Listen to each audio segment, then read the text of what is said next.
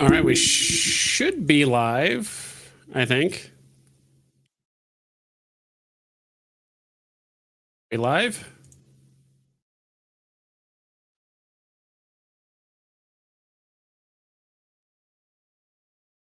All right, let me see something.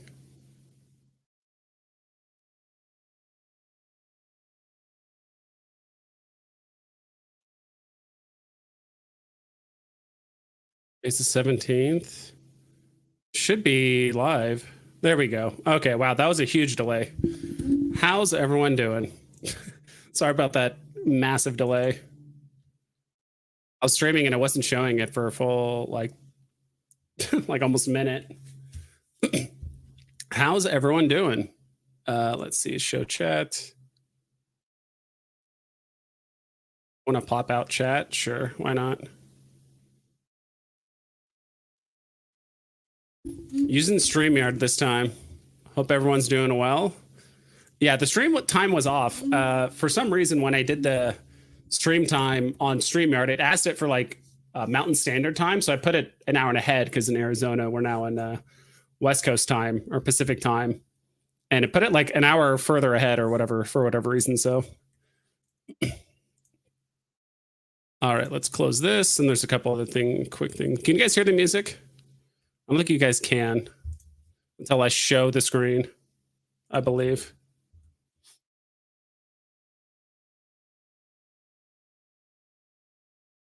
We're looking at a few things today. Astronaut, always first. I appreciate it. Let's go. I dig it.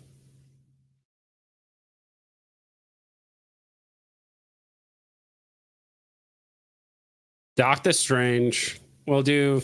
And dude, that's the one thing I don't like about StreamYard is it does not show the emoji. So like, I appreciate the fire emojis, but it doesn't show it. That's one thing I do not like about StreamYard. But we might have some guests come on here in a little bit. I did send some links out to a few people, and we'll see if they show up. If not, we'll just hang out. We'll talk about whatever. So there is a couple things I do want to talk about today.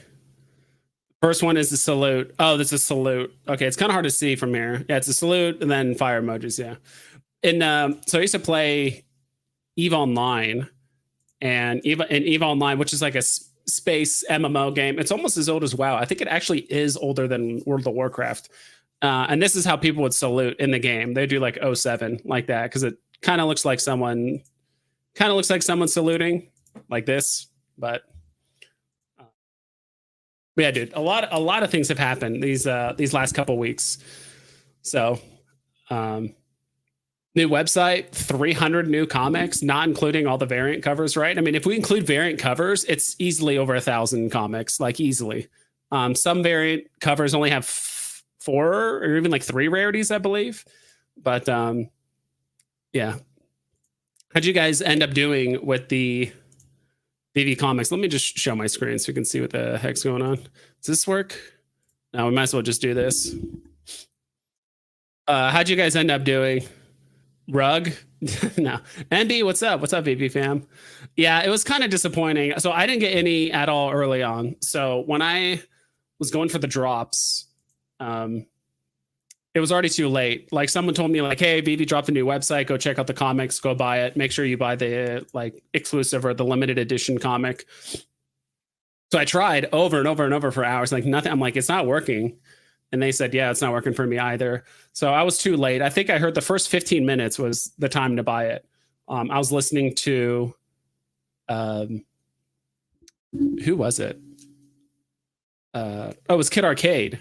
Yeah, it was Kid Arcade, and their stream just earlier today, and it looks like the biggest bro was in there like early and got the comics that he wanted, which is awesome. So I really wanted to get Spider Boy and some other ones, but they were just sold out by the time I wanted to buy it. So it was just too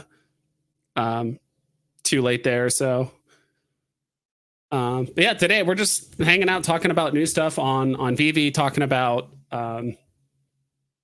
maybe some crypto stuff, maybe talking about Omida NFT. I did see Foster Hill did put out a tweet talking about how they want to have like a new platform where they can get feedback and praise and all that kind of stuff about Omi utility and stuff like that. So there's a lot of things that I can think of for Omi utility or MCP or whatever it is. So it sounds like they're not struggling for like new ideas. I think they just want to know what the community wants. And it sounds like they're finally opening that door to like feedback of like, what do you guys want for utility? So yeah, so I did buy a few comics. Can you guys see all this? Okay, perfect. So I did buy a few comics. I landed some and I missed some.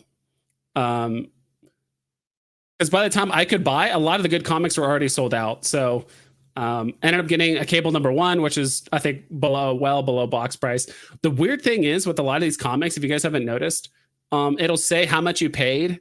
Because I bought multiple comics in like one purchase, so it says I paid $23, like $23 for this, which is not the case. I think about this and like 2 or 3 other comics, so it just kind of just jumbles them together. So it's kind of interesting how they come up with how much you paid for it. It's almost like a cost basis. That's a bit weird. I did get all the Spider Boys except for #1. By the time I got on the market, #1 was already gone. So I bought 2 and 3. I just got common. I got a common #3. I got a rare #2, a common #4. I got super lucky with the Amazing Spider-Man #25. So I actually ended up getting the ultra rare mint #860. It's going for 69 right now, but I think at one point, I think I might have broke even, maybe got a slight profit or loss because of this ultra rare. But if I did not land this ultra rare, I definitely would have lost a good chunk of change doing this because I got a lot of commons. I got 2 common What If Venoms. So yeah. Let me catch up with chat. Bought a few Peach Momokos and Scotty Young in the market. I couldn't buy either on the news site, so I just went in the market and get to some new things. That's a good call. I'm trying to remember which one had the Peach Momoko information, or like that Peach Momoko cover, I should say. If you remember, let me know, please. We got God's #1. I did buy 2 Amazing Spider-Man 25s, so that's the common. I got the ultra rare. So I did okay. I actually did sell one of my comics. I'm trying to remember which one it was. It's like wallet, transactions, sell. Did I sell 2? Oh, 113. I think I sold 113.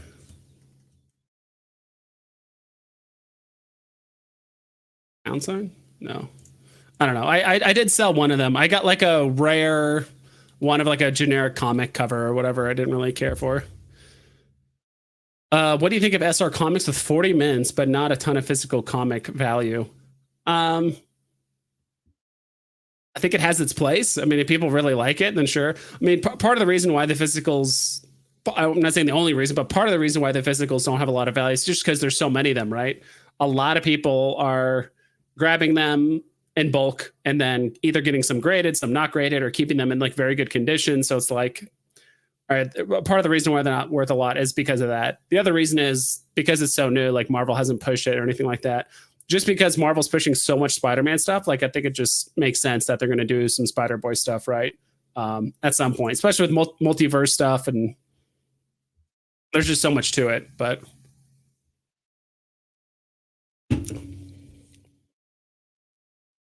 I mean, I think I like it, especially if it's like a variant cover, right? I'm not going to go out of my way to buy one, and if I did land one on a drop, I would sell it. But there's people out there. I mean, there's only 40, so that's super scarce. Also got a Blade #1 rare and a Daredevil #1 rare. Yeah, those are pretty cool. Let's see if we can find them on here. Daredevil. How many Daredevils are there? Oh, there's kind of a few. Is the Gang War one? This one? It's where do you have to like click on it and then click on this. So you got the rare. Oh, that's cool with him and Hawkeye in the middle there. Weird that the uncommon's not showing. And then what was the other one? You said Blade. Search that one. Curious what that one looks like. This it? Ooh, that rare, dude, I love that uncommon. Oh, that uncommon looks so good, but the rare looks sick too. I'd probably go uncommon, rare, and then the other three are just whatever. Probably common. I don't know. No, those are super cool. Congrats, Slider. I think you can search by artist name. I'll just do Peach, see what happens. Maybe not. Or Peach Momoko. It only shows it for these two. That's kind of weird. I know you can search by artist too, but Peach Momoko. Let's try this. Yeah, these are the only search results that come up for Peach Momoko. Maybe that's if they did the original cover, like the A cover, and then the variant covers. I don't think you can search by those. Maybe because someone said it was what, Gods 2? Gods number 1 has Peach Extreme VeVeVerse, has a few. Okay.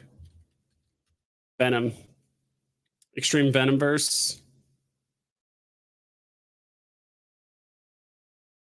Yeah, the name Peach isn't on here. I don't know why these are all hidden.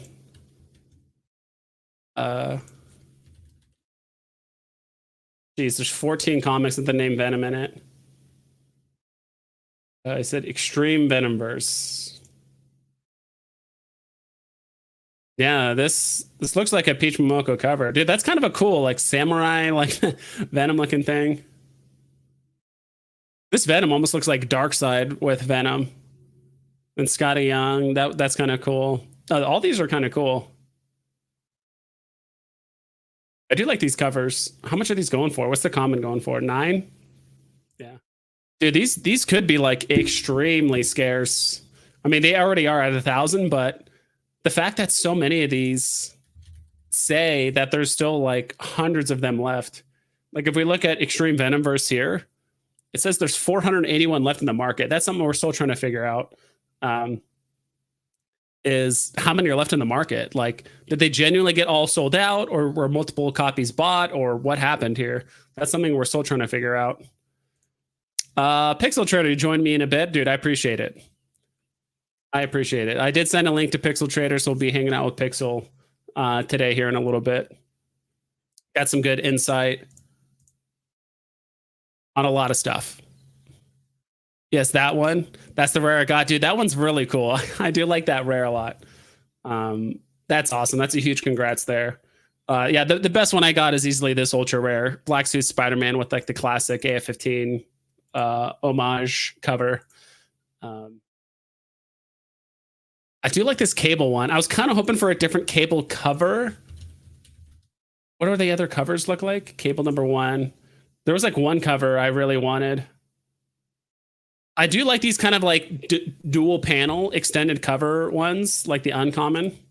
There's a few of those. Oh, so can you guys hear the music okay? Is it too loud? Too quiet? Yeah, like this double panel one. I kind of like these. How much is this going for? Oh, it's going for $7, so maybe not bad. Not bad at all.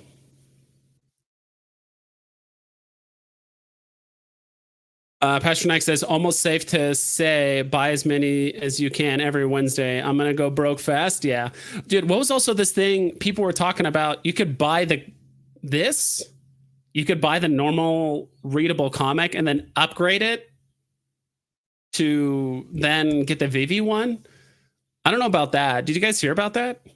I know a lot of people talked about it, but I mean, I spent a good amount because I was buying the limited ones every time. I didn't know how to do the comic like upgrade thingy. I got that X29 you have, but I got the uncommon number 30. Got that X29. Oh, the X-Men 29. X-Men 29, yeah. You got the uncommon. What does that one look like? Do 29 here. Limited. Oh, dude, I really like that cover. I did see that one. I do like that one a lot. Let me see if they're on the market. If it's cheap enough, I'll probably go after it. If not, then X-Men 29. How much are these going for? 6? That's actually pretty darn cheap. And I do like the cover a lot. Very old school style X-Men there. Can't hear any music. Okay. It's good to know. Thanks for that. We'll figure it out. What's up? All right.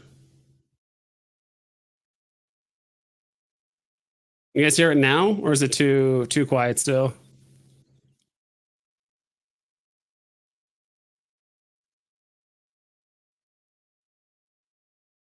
Should be hearing it, but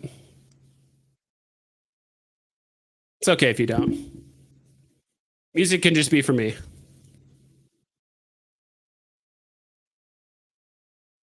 Mine's for sale only when I'm selling. Let's try this again. Remove, present, up screen. Let's try and represent again.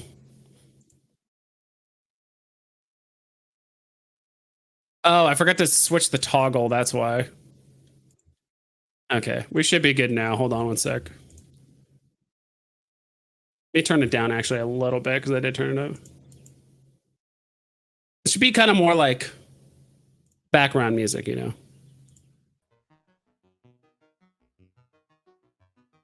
Got it. All right, you guys should hear it. It's kind of quiet now, but I heard you can upgrade the same comic multiple times for $2.99. True or false? I don't know. That's what's interesting.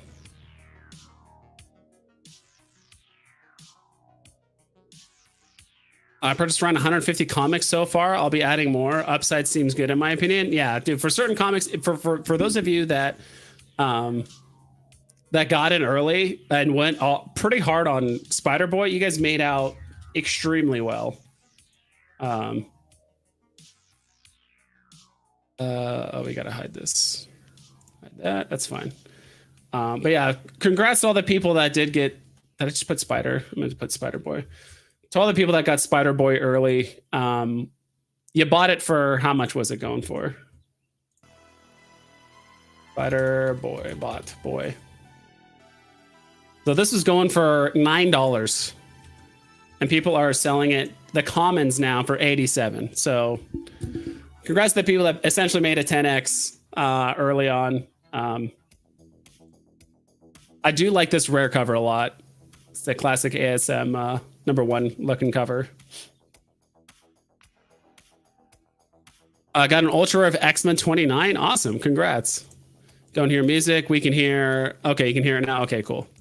Just making sure. So cool. Leave me one sec.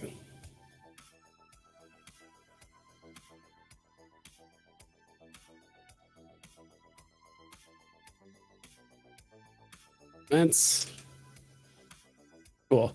Yeah, dude, it's crazy. We got 300 new comics on the app like instantly. It's funny because a lot of people thought, including myself, all right, it's going to take a long time for us to kind of get through all of these just like modern looking comics or whatever. But yeah. And I know I have not been going crazy with buying these modern comics. Nice covers, but not a lot of value.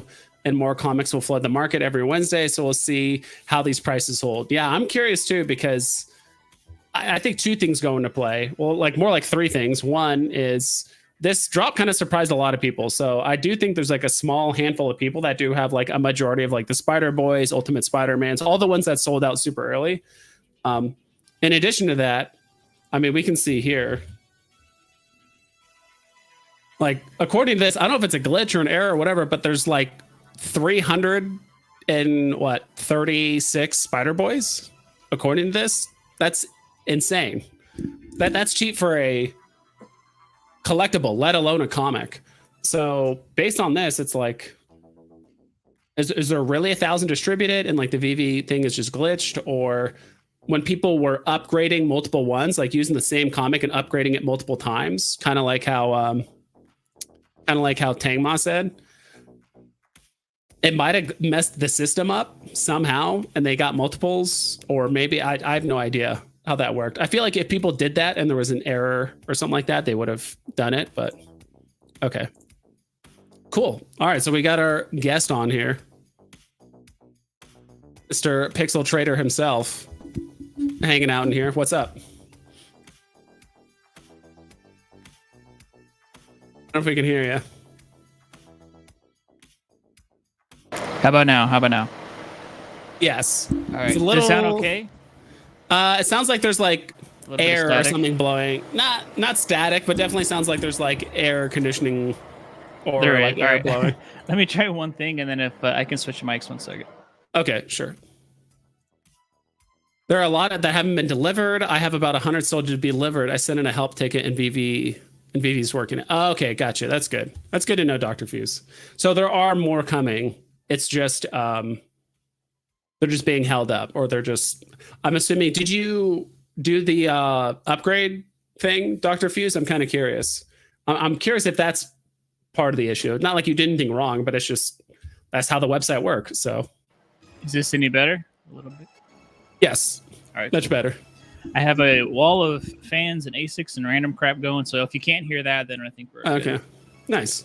Yeah. Oh, you were just talking about the upgrades. So yeah, I was in Spaces and hanging out and jumping in Discord and stuff when it first went live, and some people were able to buy just the regular $3.99 and then upgrade it multiple times for cheaper than just buying the limited. I don't know if that's still a thing. It sounds like it's pretty rare. Like I only heard of like 2 people that could do that out of everybody. I don't know if they actually addressed it or fixed it yet, but yeah, that was a thing. And we also didn't know you're kind of playing a risky game if you buy the $3.99, right? And then maybe they're all out of limited. You cannot upgrade it later. So not totally sure, but yeah, a lot of people are. Actually, yesterday I was able to do one more purchase because I had stuff left over in my cart, but I haven't bought since then either.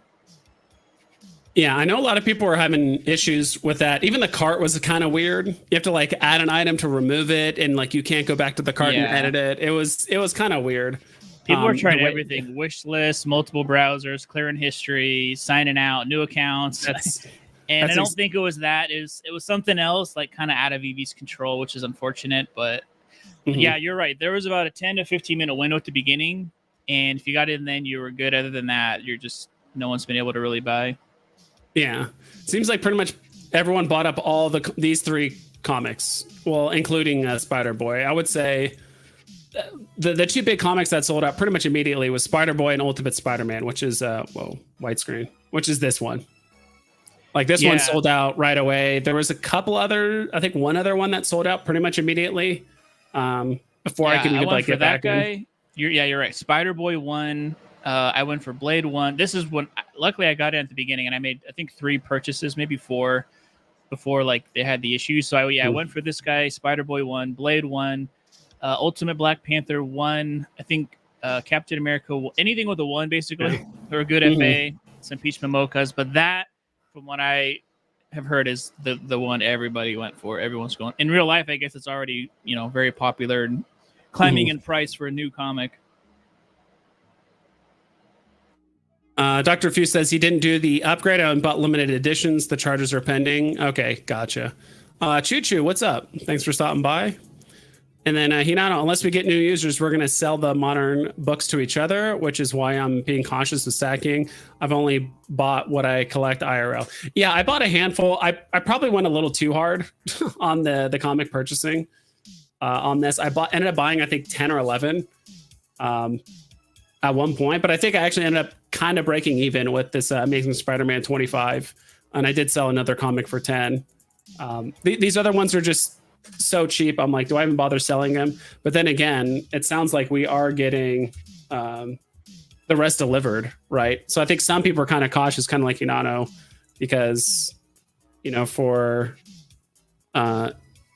in this case, like God's number 1, there's still 578 apparently that haven't been delivered yet, and God's number 5 and a few others. So, well, this is uncharted territories because a lot of the things that happened were we've never had this. We've never had this many comics drop, this low of mints, buying them on a separate page, delivery issues. So, to me, I mean, when I first got my couple purchases through, I figured everyone there was going to work and they're going to flood the market. So I was being cautious and slow at first, and then I realized like there's nothing for sale. Like some of the comics I would list, there's none for sale. So And then I started hearing other people having issues, and I had issues buying. So I kind of figured unless they fix this quickly, there's going to be a window to kind of flip these. But and then there's probably going to be the next window of everyone's getting the deliveries. They don't get what they want. They dump them all. But then they are so rare. The spec comics, I think, are going to start to do well. I mean, some of them are already doing really well. Like you said, Ultimate One, Spider-Boy. I mean, the thing is, too, you can get sub 40 minutes. So I got a 41. I got a 29. Wow. I think I got like a 37. And those kind of, paid for everything. But those are things also that's new. We've never had comics with this slow. So it was a lot of things thrown at the same time, kind of a big surprise. And we don't know what's going to happen. But if you're into spec comics, you want to stack stuff, like you can completely wipe out certain floors because they're so low. But like you said, there's still a good chunk that have not been delivered. So we don't know what's going on. I would wait too personally before, unless it's something you just love, you don't care. I would wait before I start throwing a lot of money at something. Yeah. It's kind of crazy. I was looking at Ultimate Spider-Man #1, and the common all the way up until the rare pretty much all cost the exact same. They're all like 60 to 70 gems. I think this Spider-Man #1 with the black suit is actually the cheapest of all of these. And there's so much history behind. I was listening to some, the comic gurus in the spaces, and there's so much to know about all these different variants and who made him, and it's an homage to this and that, and there's a first appearance of this character and this I mean, these are all newer comics, but there's just listening to people who know their stuff on comics. I mean, I could listen to them for hours and hours, talk about what variants they're going for and why, and there's just so much depth outside just the art to these. It was actually really impressive.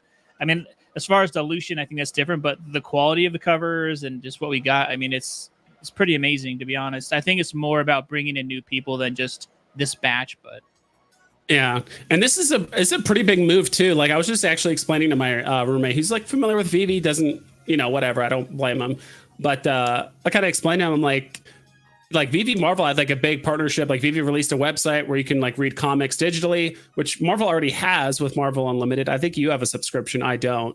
But it seems weird that on Marvel Unlimited, from what I've heard, I don't know if this is right or not, but like when a new comic comes out, you have to wait, so many months before it's on Marvel Unlimited. But with this website, I think it's same day as print. Something.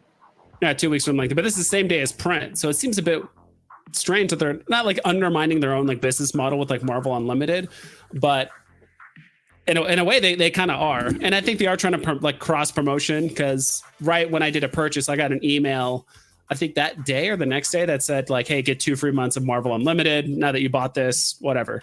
So I'm kind of curious where it's like, how big is this thing gonna get, especially since like Marvel's name's on it. There's Marvel Comics. We're getting a new one every week.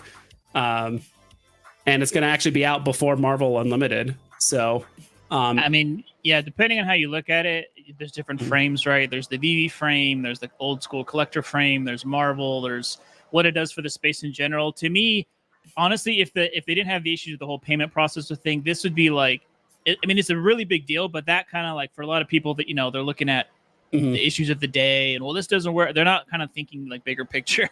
So yeah. I think it's fine to have criticism of things that didn't work, but day one issues is everything, every market, every game, every product. There's day one issues if it's a big thing, right? That's just how it is.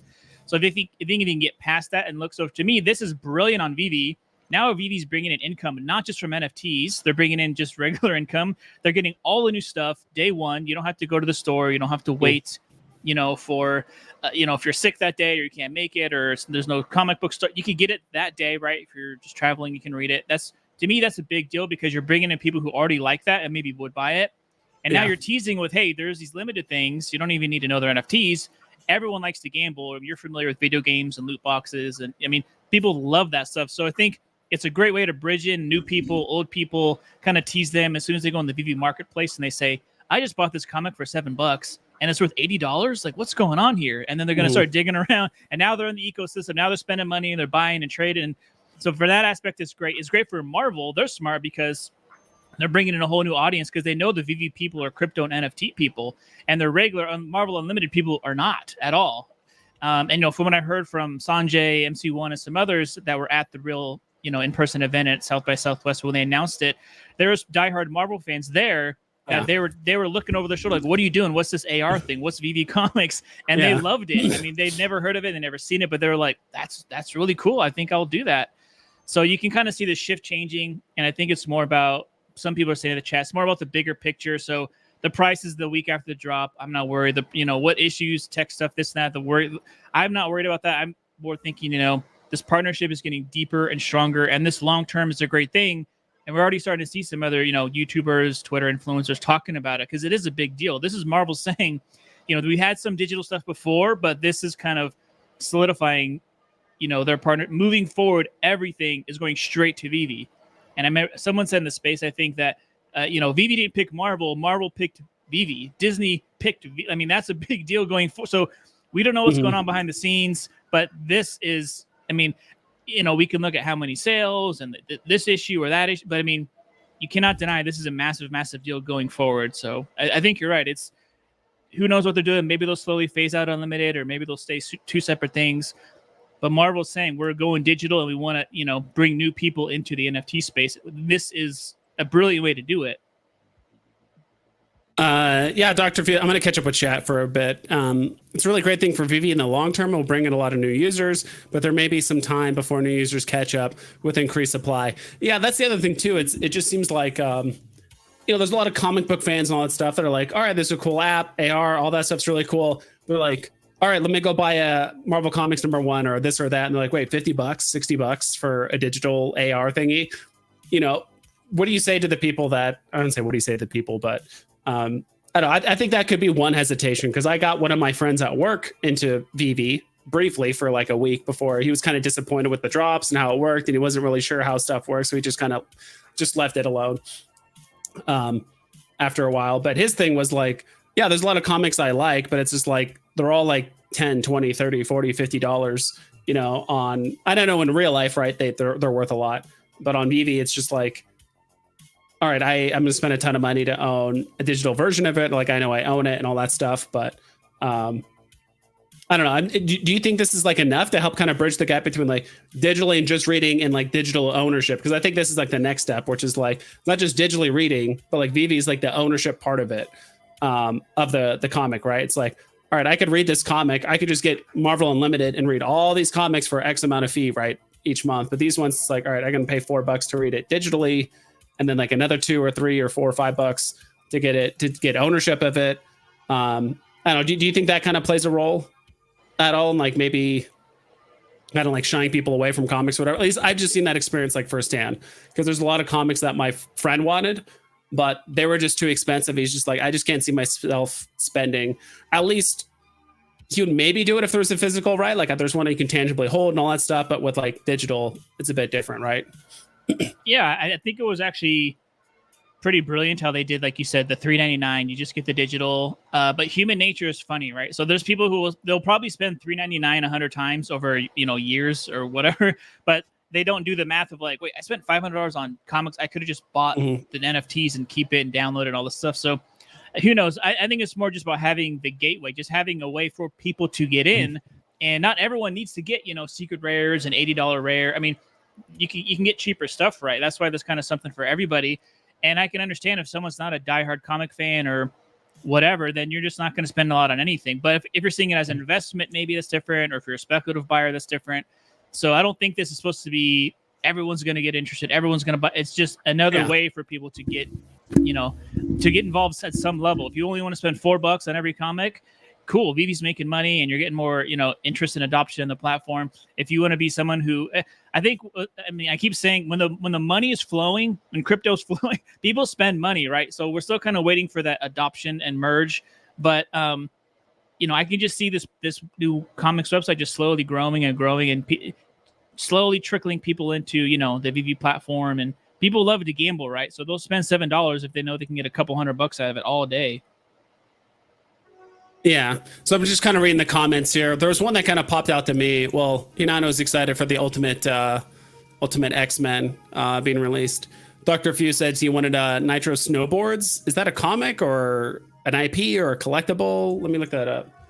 Nitro Snowboards. What is that? Oh, these are just a brand, right? Yeah, I think it's a brand of snowboards. Yeah, like we have skateboards. I think we have snowboards too. I don't know on Veve. For the most part, but a lot of people like the sorry, go ahead. Oh no, I was gonna say you're right. It's it's kind of about having the platform. So when we get a new comic that's very popular, people are already talking about, I can't wait till X-Men this or Spider-Man that or the new Mile. I mean, you know, we have the ability now to kind of take advantage of that hype and that excitement, which, you know, we didn't have 2 days ago, but now it's here. So all the new big stuff that's coming down the road will go through here first, which is, you know, a big deal. Yeah, exactly. And so even Slatter says his nephew spends hundreds of dollars on variant covers, so he's not unique. So when they get into digital collecting, I don't think the price will be a huge thing for a $50 silver H key. That's probably true. I think if you kind of explain the ownership of it right, you're not spending $50 to just look at it and read it in AR. It's like you own it. You can sell it to someone else. So there's like the digital ownership aspect. So I think it's good that it appeals to both collectors as well as people that are trying to sell it, you know, trade it, right? Whatever they're trying to do. So, and in my opinion, I think for a lot of people, collecting is just a fun way to invest, right? It's way more fun to invest in this comic or this Spider-Man or this collectible or this character and show it to other people that you know and your friends and stuff like that versus, oh, I've invested in some stock in some like overseas international oil rig company that's getting me X return. It's like, all right, it's not really much to talk about, right? I think for a lot of people, just investing in this stuff, I should say, it's the funnest way to invest, right? It's like collecting. Well, yeah, and comics are one of the few things to like go up in value, right? Like that, Pokemon cards, all these things. Like in the long term, if you get the right characters in the right condition, which we don't have to worry about with digital, we don't have to worry about shipping, we don't have to worry about condition. All those things are definitely big pluses. Yeah, and Veve is a company and they're smart. So that's why Veve never talks about, we did, you know, low mints because we want the price to go up, or work, you know, we want to make sure your guys' vault value increases, or the floors, or Omi to. They're smart. You're not supposed to talk about that stuff at all. In same in real life, the physical comics and variants, they don't say we're going to do a limited edition of 100 of these because we want the value to be expensive. Are going to say because this is for our diehard fans. We want special. So it's not. They're never going to present it as investing, but that's what it is for a lot of people. There are people on here. Yeah. They just collect what they love. They could care less if it goes to zero, and that's great. But I think Veve's smart to know that that's what they're talking about. That's what they want. They want passionate fandoms, but at the end of the day, a lot of people are here because they want to eventually, make some money off, things that they love and they've been buying. So it's smart. And I think 1,000 edition is actually probably the sweet spot. Any more, any less is going to get kind of funky. So I think they were spot on with that. With the price of the limited, I think is pretty good. Maybe it could be slightly cheaper, but I think they nailed it. The mid size, the price, everything. I think they're spot on. And knowing that all the good stuff that's new comics going forward is going to be 1,000. I mean, people are already looking at new stuff coming down that has not even been released yet. Yeah, especially since the digital version, there's only going to be 1,000, right? But when they release these physical versions, there's like tens of thousands, hundreds of thousands sometimes. I mean, maybe not hundreds of thousands recently, but it's like, yeah, they released a lot of comics of these like new versions because they want them to sell well, or at least get a certain appeal or whatever it is. So, and the nice thing is that if you buy the 399s, the ECLs or whatever, you can they could buy 1 million of them, and it doesn't affect the supply at all of the NFTs because it's a separate. So they can make as much money as they want off of those. It's not going to hurt anyone who got the limited version. So that differentiation alone is really, really smart.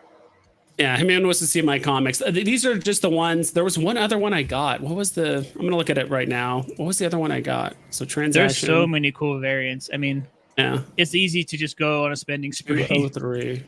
Oh yeah. 203. I don't know why it's not showing these comics that I sold. If I click on it, will it show there was one I did get. What are you looking for? It's just one that I sold. Amazing Spider-Man 203. So there's Amazing Spider-Man 203 and 113. I don't know why it's not showing up here.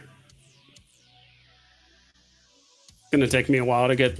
I don't remember the other one. It's like a rare one with like Peter Parker and Mary Jane, and it was like 10 gems. I just sold it just because it was like one of the few comics that was actually profitable. That one and this Amazing Spider-Man 25. But yeah, we still got a lot of comics here that I have. And I think going forward, honestly, despite the fact they dropped 300 plus comics, I mean, they've actually been doing really well in the market. Assuming transaction or the payment processor work, there'd probably be, some lower floors and stuff. But Mhm. a lot of people I think are like, they're saying in chat, they're kind of waiting to buy because they don't know what's going to happen. But people, these are all limited. So if you really want to sweep a floor or stack like a spec comic, I mean, there's not very many of them. You could go after one, uncommon, buy 50 of them, and now the floor is crazy. So it's not hard to really stack these. Yeah, vigorous pigeon. Thanks for stopping by. I think that's the first time I've seen you before in chat. I grabbed a Spider-Boy #1 rare off the market for 69 gems. Nice. A couple days ago, looks like ASM #1. Feels like it'd be a big one. I think that one is fantastic. Have you seen that one before? I'll show you right now. Yeah, Spider-Boy 1, you said? Yeah, this one in the middle looks just like Amazing Spider-Man #1. It looks one's great. That's a really good one. What's it going for right now? The ultra rare. 202. Wow. I got the ultra rare this one, and I sold it, but I love the look of the secret rare. Yeah, the secret rares. Or no, sorry, I got the common of this one. I got an ultra rare of a different one, but they all, I mean, they all look good. Yeah, they all look really good. The one I probably like the least is just this one, if it'll load. And the local scupper says, "What up, Vibe? Saw VV check your name. Hopefully, you sold that for some gems." No, I did not. It's just a pure coincidence. Veve didn't contact me to like change my name or anything like that. It was just pure coincidence. I was thinking about changing my name for like the better part of like a year anyway. I talked about it, and then a few months ago, pretty much during the new year, I changed my name to just Digital Vibes. And then a couple months later, Vivi's like, "Oh yeah, we're gonna do VV Vibes for like the music," which I thought was kind of funny. I have bought you out. Just admit it. Yeah, they bought me. Yeah, they bought me out. They paid me in Wolverine SRs. That's what they're gonna do. They pre-dropped it. They're gonna reserve one for me. I have the jukebox, but I don't have any of the music. I might buy the record to play the music on, but other than that, I don't really have more of that comic, or not the comic, but the jukebox one. Even IRL, the 1 to 25 or 1 to 50 variants have hundreds that get graded. On VV, you have so much less. It's crazy, to be honest. Yeah, right. Like the variant cover, like there's hundreds of them. I've seen it before. Like 500, like graded as like a 9.6, and then like 3, 4, 500 also graded 9.8. Himman says, I have a lot of rare and UR, so bought some Scotty Youngs on the secondary. Nice. And then, not financial advice on my part. I'm getting pumped, but don't ape in. It could always go south. Yeah, I think that's. I mean, we've already heard from some people in chat that they bought over 100 comics, but not even half have delivered so far. So I do think a lot of people are in that same position. Like if we look at Ultimate Spider-Man that we saw earlier, according to this, there's still 605 that need to be delivered. Supposedly, these all need to get delivered. Maybe not Ultimate Invasion, or maybe some of the other ones. I really think like Ultimate Invasion 3 didn't sell out. That's why it's so high. But a lot of the #1s, I imagine, have sold out, and they're just waiting to be delivered. So kind of just be cognizant of that. Like any day now, the rest could just get delivered at some point this week. And now the supply goes from like, now there's 30 commons, and all of a sudden now there's like 147 commons. Everyone's flooring them or trying to sell them, whatever, right? So good call out there. Which cover is Peach Momoko? There's a few. I'm trying to remember the names. It's weird because on this website you can search by do spider. Let's just do spider.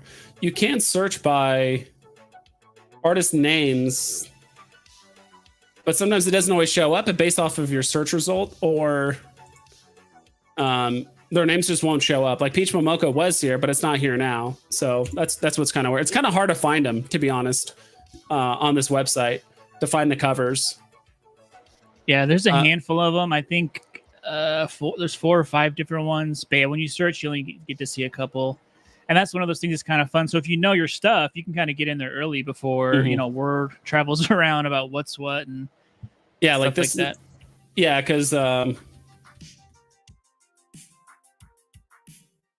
people were saying the rare of this comic is a Peach Momoko one. And yeah, Sliders listen to some of them. It's a peach. Yeah. This one's a peach. Yeah, this one in the middle is a Peach Momoko one. We'll check your stream later. Have a good stream. Thanks for stopping by, hey man. Extreme Venom Rare is also a Peach Momoko one. That one looks really cool. Miles #1. Dude, it's all this like I'd say insider knowledge, but it's just like all the people that have this knowledge, which is pretty insane. So we went from having one Peach Momoko cover, which was the Daredevil number 25. I don't know. So one of the Daredevil ones that we've had. That was the only Peach Momoko cover we had for a while. Now we have like 6 as well. So like the Miles number 1 uncommon. I don't have it on this list. I don't know why it's not showing. But don't forget, there's a graphic novel in the list too. They listed graphic novels, which technically I think some anime or manga is graphic novels. Yeah, that what's it called? There's a few. There's like the Watchmen. That's kind of a like cult classic one. That's like a graphic novel. There's a lot of good graphic novels that could still come out. And when they did say this is Marvel starting it off, but it's Veve, and they're going to open the doors to any, and all other brands. Yeah. I think the fact that there are many comics still hit the market isn't a huge concern. Why create 1K across all editions is nothing. There will be an initial floor dip, but over time there'll be good things to hold. Oh, I agree. I guess it's just one of those things where it's like, I don't know, like let's say Spider-Boy. Like, fantastic comic. I should probably put the boy in there. Great spec buy, right? But there's still, according to this, over half that need to be delivered. It's just one of those things where it's like, if you want this, maybe not pay 86, wait for it to drop down to, 60, 50, 40, wherever, how low it's going to go. And then it could go right back up to this like a week after the rest are delivered, right? It's just one of those things. It's just like, don't be surprised if all of a sudden the listings are now double or triple one day. X30 or 25 ultra rare, I think, is Peach also. Yeah, there's a lot of Peach ones on there. I just wish they made it a little bit easier to find the artist that you're looking for. Like, I wish there was a way. There's popular creators. Like if I just type in Peach Momoko. Okay, there we go. I think, is this showing everything? No, this is showing all the comics. Yeah, it's showing some of the. I think it only shows the Peach Momoko covers if she did the original or like the cover A, but I don't think it shows the covers that if she did like an alternate one for. You have to just know it. I think you just have to know because it doesn't have her on like the list of artists, I believe, if it's one of the variant covers. 86. I can get a graded version instead. And the non-variant comic. It'll be interesting to see how everything levels out. That Gwen Smash UR is one. I did see this one. Oh, that one's really cool. The Gwen Smash Ultra Rare, she becomes like part spider or something like that. That looks pretty cool. I think the thing here you're seeing in the chat, right, is just the excitement for new comics. These are all new. Yeah. These are not old Silver Age, Bronze Age, like 100-year-old comic. These are all brand new series, and people are already excited and chasing specific variants, which is a thing we don't really have in VeVe for the most part. We're mostly people just going for grails and stuff like that. So this is a whole other level and version of collecting comics. This to me is super cool to see everyone. They know their stuff, and they're already going after, things before the kind of the masses pick on and the price maybe appreciates. Yeah, and I mean they're acting like comic collectors, right? Like, I like this cover, Peach Momoko. They're going after all the Peach Momoko ones. They're going after this one. This is my favorite character. A lot of people like a lot of the Venom ones, just Venom anything in general. People like the Extreme VenomVerse. The VenomVerse is crazy. Yeah, there was another Venom one. What If Venom? This one's also pretty cool because I guess Venom. What's it called? What If Venom #1. So there's like a venomized She-Hulk, which is also kind of like, all right, is this the idea that they got for venomizing, right? But there's also What If Venom #2. I think I showed last stream, which is actually a combination of like Venom and Wolverine, which is pretty badass. We don't have that one yet, but if they do drop it on here, I do want to buy it because it does look really, really cool. Let's see here. The UR X-Men #29 is Peach, I think. Let's check it out super quick. 29. Is this one a Peach Momoko one? The ultra rare? Or no? Down here, ultra rare. That it definitely looks like her style. Yeah, it definitely looks like it. I do want the uncommon one with like the classic like X-Men characters and stuff. So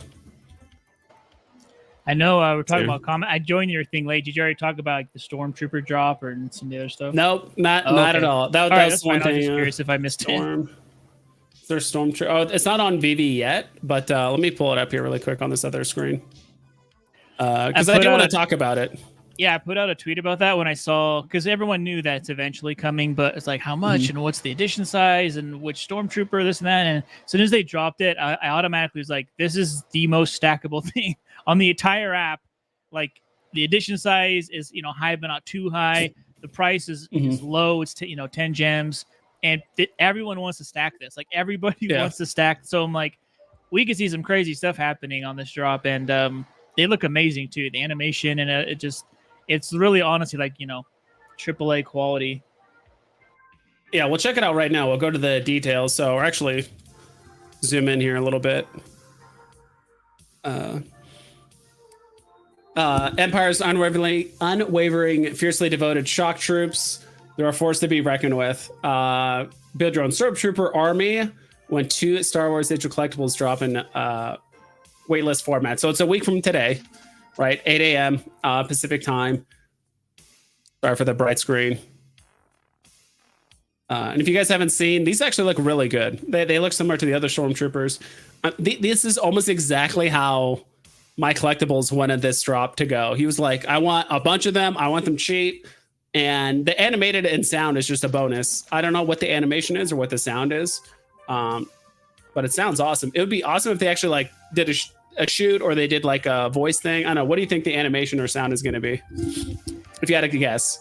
I'm hoping it's kind of, because they are known for that, right? They're kind of standing in position like these kind of brainless statues. So I hope it's not something super dramatic and goofy. I would be okay if he just kind of like raises, his gun and put it down, or he maybe just kind of looked around in place and made it like a call on his headset or something. I hope it's kind of subtle and nothing too ridiculous, but there's so much they can do with this and still kind of remain kind of in that standing position. Maybe he could do kind of a search thing, like the Boba Fett kind of searches around and, has something on his radio real quick. But I'm hoping it's not like he does a backflip and like, gets prone or something like that. I hope it kind of fits the theme of like these droves of kind of, just soldiers stacked up. Yeah, I think it's gonna be one of like 2, maybe 3 things. I think one is he's just gonna kind of like look around and he might like make a call like on his headset or like talk really quick. Another one is I think he'll actually like stand guard, and if you like tap on him, he might actually get in a stance and like take a shot, and you'll see like a laser, and he'll just like get back. So if you have a bunch of Stormtroopers and you like tap them all really quickly, it looks like they're all just shooting, right? Which would be kind of cool. Yeah, if we get FA laser and the sound, and he does that, like he comes like about face or like does any action pose, that'll be cool. But this is a drop, like you said, 15,000 mints.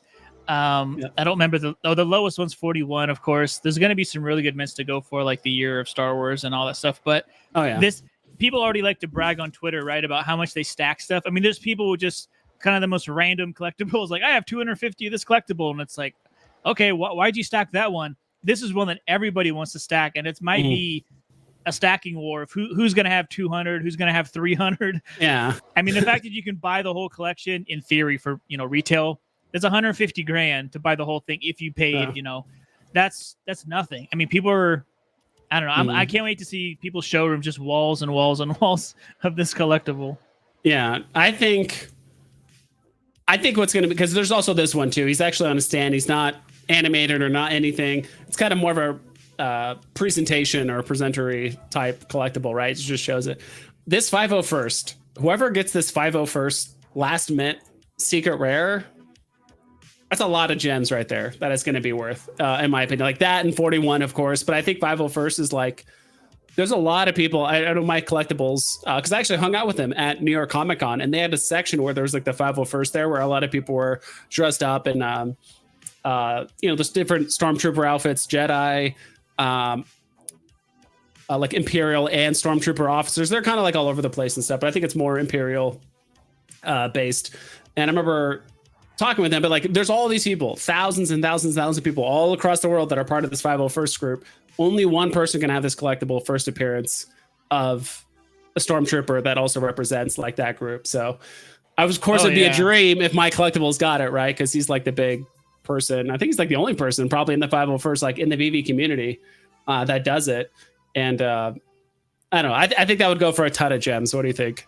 Yeah, and it's a secret rare, and it's it's low mints, and that base right there. Actually, you're just talking about the kind of like the hockey puck looking thing. I do think some of the bases that are like part of like an environment or something, or they don't really look like it's a base. It's like almost like you took a piece out of like a scene or something, just kind of added it. This to me is like an actual base. And I like this pose, and I like everything they're doing here, because this to me looks like they're going to have more, and you can maybe build, a collection of these characters on a base, or like put them in your, in your vault underneath a case or whatever they do. But this, I think if you're going to do something in a pose and like a base, and you present it this way, this looks really cool. I mean, I really like the look of that Star Wars. Yeah. It's done very well. But anyways, yeah, there's going to be some good mints. 1977, 41s, your 100, 501, like you said, 77. There's going to be a lot of really cool mints to go for on this one. And let alone people bragging to go in the leaderboards on Stacker. People are going to be fighting on those leaderboards, say who has the most stormtroopers. Yeah, exactly. So and let me catch up with chat really quick. Golden Moments R2D2 was pretty low past few days. Had to stack another one. Nice. Yeah, and that's the thing that I like to do is whenever there's a big drop announcement, like comics, stormtroopers, this, like all this stuff is happening, I tend to look at other collectibles that I've been trying to watch for a while and see if those got cheaper, because people start. I've already done this with if you guys haven't looked recently, Todd, with all this like new information and all that stuff. Last I checked, it was going for like $650. Like it was hovering around 700 for a while. It would go like slightly below 700, then it would go up to like 750, then like 720. It was kind of jumping around. Now it's actually pulled back to like 650. This is one that I've been trying to buy for a while. I'm waiting for it to get a bit cheaper, because I think we're going to get more and more and more announcements, more crypto stuff, more this, more VV stuff, new verticals, new that. So I think this is the year where like VV is going to like really pop off, and I think we're going to see like a slight pullback with some more expensive stackable collectibles, kind of like Todd, because there's a lot of people that have stacks of these, right? Like 2, 3, 4, 10 plus, whatever, and they just sell them off as needed to buy the new thing. So I think we'll see like a slight pullback, and that's going to be my chance to buy it. And then when it goes back up, I'm obviously just going to hold it. Yeah, with these Star Wars ones, what do you think? All right, let's say a perfect scenario, the drop happens, you're trying to buy as many as you can. How many do you think you could buy before it says sold out? Probably zero. I don't know, maybe two or three. It's gonna depend on if there's, assuming there's no technical issues or whatever. So what I think I shouldn't be sharing this, but I think the big brain play is going to be is there's 15,000, the 60-40 split for MCP versus whatever. So even if you do that percentage, there's still probably going to be enough for everyone, even if they don't bid MCP. And I've already heard people say, don't bid any MCP. You're going to get one. Don't worry about it. There's so many of them. So I think the trick might be you bid a little bit of MCP. Yeah. So that way you're outbidding all the people who bid zero, which is going to be a lot of people. They're just assuming they're going to get one because of the mint size. Yep. And so you can guarantee you probably get one if you just bid, whatever, a couple thousand or something, because most people are going to bid nothing. You don't have to do that, but I think that's a safe way to make sure you get one. But then after that, everyone's going to be playing. I mean, it's so cheap. It's 10 gems. Everyone's going to be doing rebounds. Everyone's going to be, scrolling in case there's a glitch and, they open up again. But what I think is going to be interesting is that everyone's going to be stacking on the same screen on the marketplace, like everybody, right? Yeah. So it's probably going to pump really high, or it's going to pump pretty good, but then everyone has a sell point. So if you pay 10 gems and it goes to 30 or 40, now people start to sell, because there's enough. There are enough edition sizes that people will sell. I mean, if I bought 20 of them and I just got a 4X, maybe, I mean, how can you not kind of, offload a couple of them? So I think the floor is going to be wild, but people are going to be stacking this not just the day of, but, days or weeks after. They're going to just be slowly adding more and more and more. So the fact, to me, this is kind of the FA of the most stackable, popular. People have been waiting this for years, like 3 years. People have been waiting for this item. Yeah, essentially since like Darth Vader was dropped, people are like, all right, when Stormtroopers? And Darth Vader was like a year and a half ago, right? So it's like, or almost 2 years ago at this point. When did Vader drop? I'm actually going to look it up right now before I think it's coming up on 2 years, right? Because it was like May of 2022. Let me just grab the Emperor here. I'm trying to remember, but it came out. Oh yeah, May 29, 2022. So we're in March, April, May. Yeah, in 2 months. About 2 months and like a week. It's going to be 2 years since Vader was dropped. Yeah, people have been basically waiting for this drop for like a year and a half. Let's just call it that. Like ever since Vader dropped, people are like, cool. Vader's always had guards, at least when he's walking around. For the most part, right? So yeah, that's going to be huge. Sleeping Comics, what's up, dude? Thanks for stopping by. We're talking about some comics. We're talking about Star Wars now, but How'd you end up doing with the new VV comic drop? Did you get in early? Did you do the upgrade? Did you buy all the Spider Boys by yourself? Hold on, I'm gonna check his wallet right now. I'm gonna spy him. Yeah, do it. Yeah, let's see what's going on there. Pink Panther, VV is definitely going to get new people to download the app because of the new Marvel collaboration. Bullish. I think so too. So yeah, it's going to be a big deal. I think people initially are going to question, like, wait, I have Marvel Unlimited. Why would I want to buy a single con? Because how much is Marvel Unlimited? Do you have it yourself?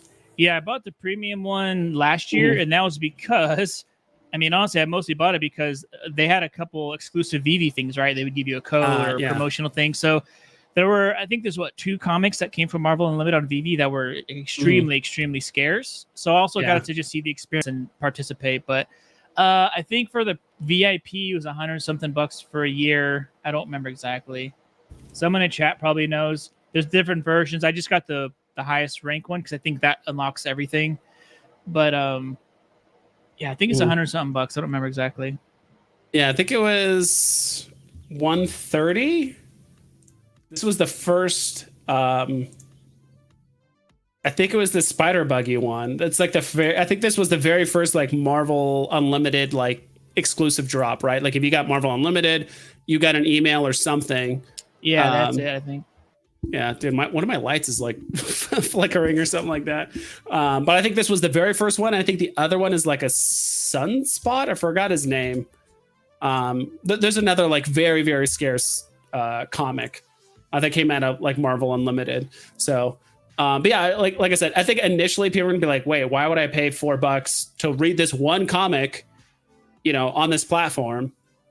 But I don't think that's like the original intent of this platform. It's not to be Marvel Unlimited. It's actually ownership. Like, hey, go to Marvel Unlimited if you like reading comics, but if you actually want to own it digitally and sell it and own various covers or whatever it is, like you go to VV Comics, right? At least for like the newer stuff, or as well as old stuff, right? You have to do that. Do you think they ever implement some of the comics we already have on VV on here, or just like newer ones, right? Like, could they put MC1 on here, but you can only read it if you own it or something like that?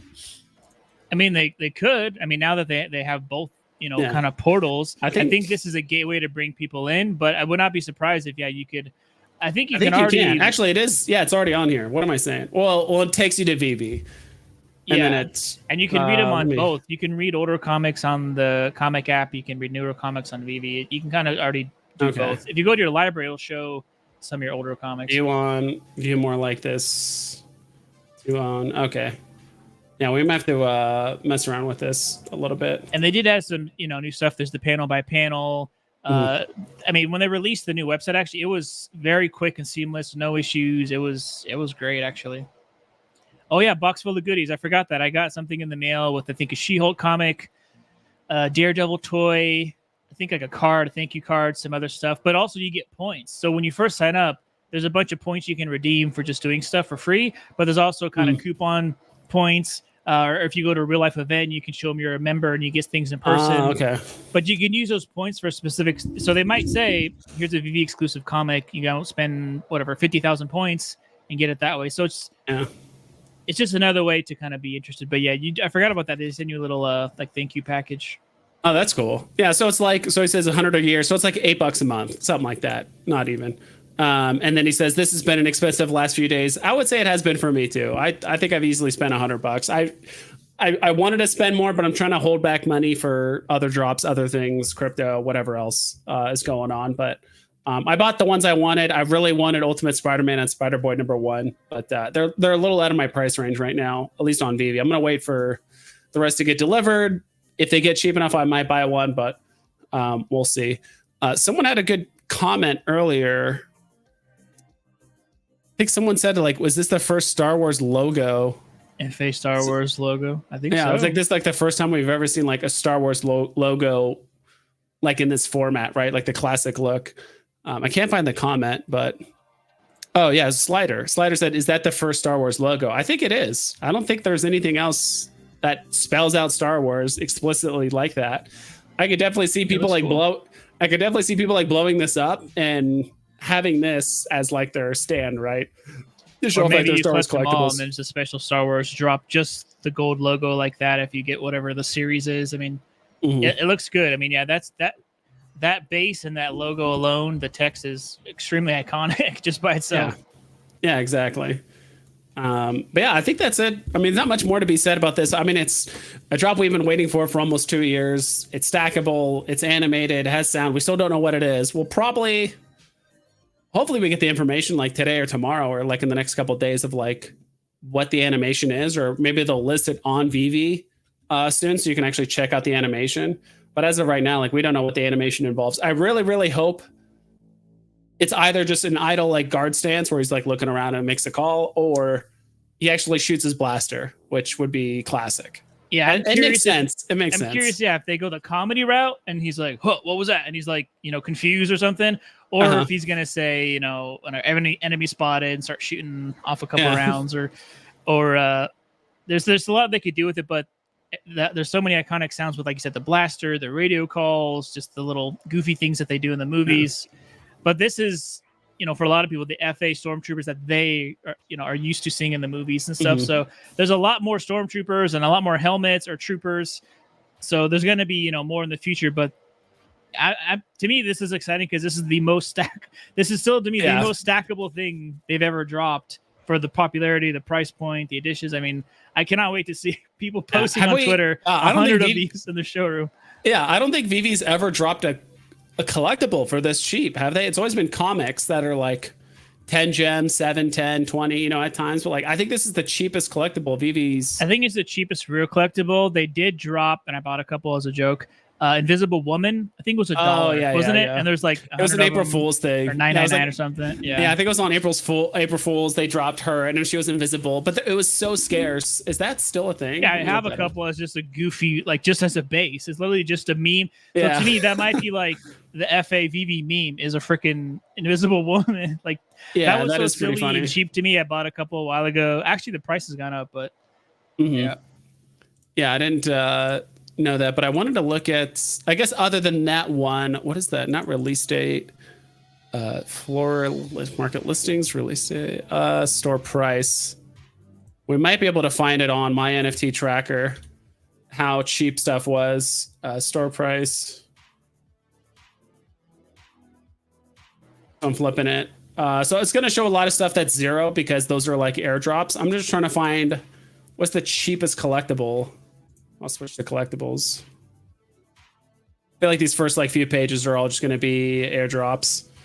It might be messed up too because some of them are crafting, and crafting was cheaper than. But I think one gem is the cheapest that I can remember for. Some of the early airdrops, like the remember these like Tricky, the Obese Bunny, and Yucky Charmer. I have not thought about these collectibles in forever. I remember they were like in the store for 1 gem, but you could only buy it if you owned the set or something like that. So there's those. And then I guess the stamps, technically, they're like 6, whatever. I was just kind of curious if that was like the cheapest collectible drop.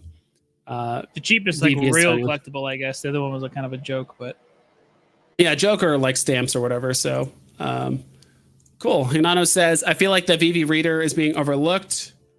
Over the hype, I think it's awesome that we can download our comics to read just like content from Netflix and YouTube, and the reader works very well. That is true. You can actually like download it on your phones if you're on like a long trip or if you're on a plane, right? And you don't have access to the internet or don't want to pay for the Wi-Fi.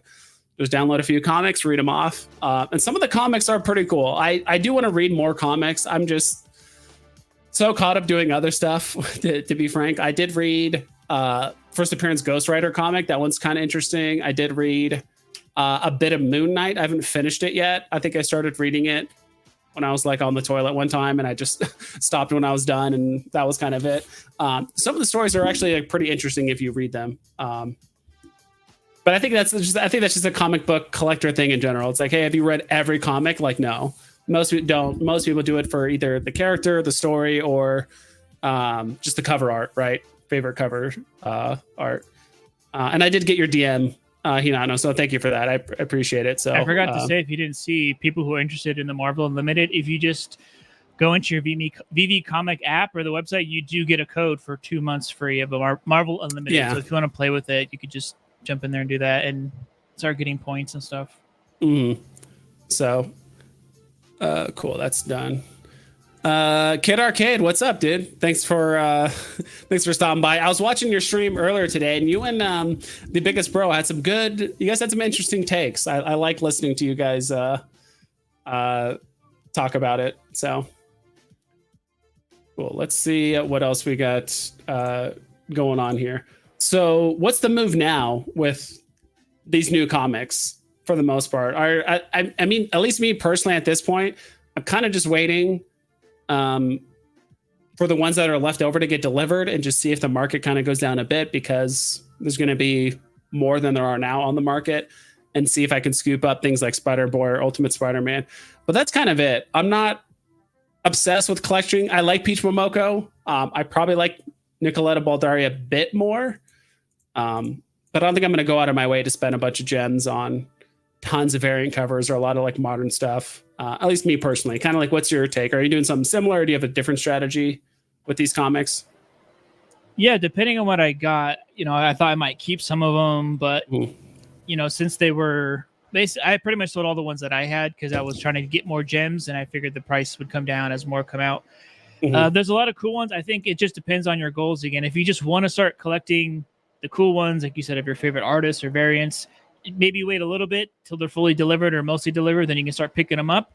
But if you're just looking straight for profit, now you're into speculative buying on kind of a newer frontier, right? Because they are low mints and stuff like that. But I don't know. I mean, I think there's going to be the top 3 or top 5 that do really well, like most things. The other ones kind of fall by the wayside. But there's going to be fans that collect certain covers or certain series. But yeah, the reader is a big deal. The series that are coming out is a big. I mean, this if you really love comic books and you understand them, you're deep into them, this is like a dream come true, because this is no longer just wait for Veve to drop it and cross your fingers on a blind box. It's now you can actually get involved, follow the artist, follow the series, watch them, download them, all the, like you said. So this, from a user experience perspective and treating your fans, this is really, really awesome. But if you're looking for profit and that's all you kind of care about, I would kind of take your time and be patient, maybe nibble here and there. But I'm not sweeping anything right now. I sold what I had, and I'm kind of just waiting and watching too. I think we could get something big at any moment, so I want to have gems ready for whatever FA Wolverine or big limited edition. I mean, the thing is, season 1 staking is also coming up. It's almost here. The first one, so we're gonna have bronze tickets soon. We're probably gonna have an exclusive drop for that, exclusive crafting. We're probably gonna have a master collector only drop. Like, there's gonna be some big things coming up that people are gonna be chasing, I think, pretty soon. And these are cool, but I'm not gonna go all in on this right now. Nice. Kid Arcade says he's about to start work, but let's stream together sometime soon. Dude, I'm down. I did give you a link, but I figured you were busy and you had a stream. I figured you timed your stream to finish right before you started work. So we just haven't hung out in a minute, so I just wanted to send you that. So hope you have a good day at work and you make some kick-ass tattoos. Buy valuable commons and rares. Ignore modern crap. I don't know. Like the modern stuff I think is okay. Like I know for me, it's like Spider-Boy this, and like there's a couple other things I bought just for fun. But the majority of my money is in gold, silver, and some Bronze Age stuff, kind of like more like Ghost Rider, things like that. But that's the thing, right? Everyone has a different strategy. So because you're focusing on like the old school stuff, which I think majority of people are, that means there's a small opening for people that are buying Spider-Boy. Now will they probably have to wait a little bit longer for that payoff to happen? Who knows, for stuff like Ultimate Spider or Spider-Boy. But I mean, that's kind of the fun part about all this, right? Is that you can't really go wrong. I feel like as long as you buy what you like, or if you buy something that is going to do well in the future, I feel like you can't really go wrong, whether it's like modern versus old versus this collectible or that IP versus that. Right. Some are going to go up in value more than others at certain periods of time, but who knows? My comic value went up a lot. Buy all the Grails keys you can before Omi to NFT. With Omi to NFT, it's over. Yeah, what do you think about that comment? Omi to NFT, like, how do you think? Let's say Veve announces Omi to NFT, and it starts in like June, like late May or June or something like that. They're like, hey, I know people are waiting for Omi to NFT, but on this date, you can use your Omi to buy NFTs on Veve. And there's people with 10 million Omi already on the app, right? So that's a good amount. How much is 10 million Omi now? in like dollars? It's like close to $9,000. I think it's like 8,800 or something. I haven't checked. Maybe 8,500. I thought Omi was over 000 right now. It was like, the whole everything kind of dipped recently. Omi kind of came with it, but it's kind of been hovering around 009, 001 still. There is good support for it to go up, but who knows? But I was gonna say it's funny. I saw it was Pink Panther, his comment about his vault value on comics when they first dropped. Because the prices were all over the place. My vault on my comics was up like 80 grand or something. It went up. I'm like, what the hell's going on? But it was because there's like no listings, right? So people were putting stuff up for $1,000, $80,000, and I'm like, whoa. But they, it kind of settled down. But it was fun to see, right? Of the comics, just your vault value like it's 5x instantly or whatever. But the Omi NFT. I was talking about in a space. I was up to kind of talk about Omi. I don't know if you saw, they actually had Mains, who was it else? Naked Whale, and I'm trying to remember who else. They had a Twitter space the other day, and they were kind of talking about Omi pros and cons. They brought up some different people, and then after that, there's a like after party. People were kind of giving their thoughts, and that was one of the topics is Omi to NFT.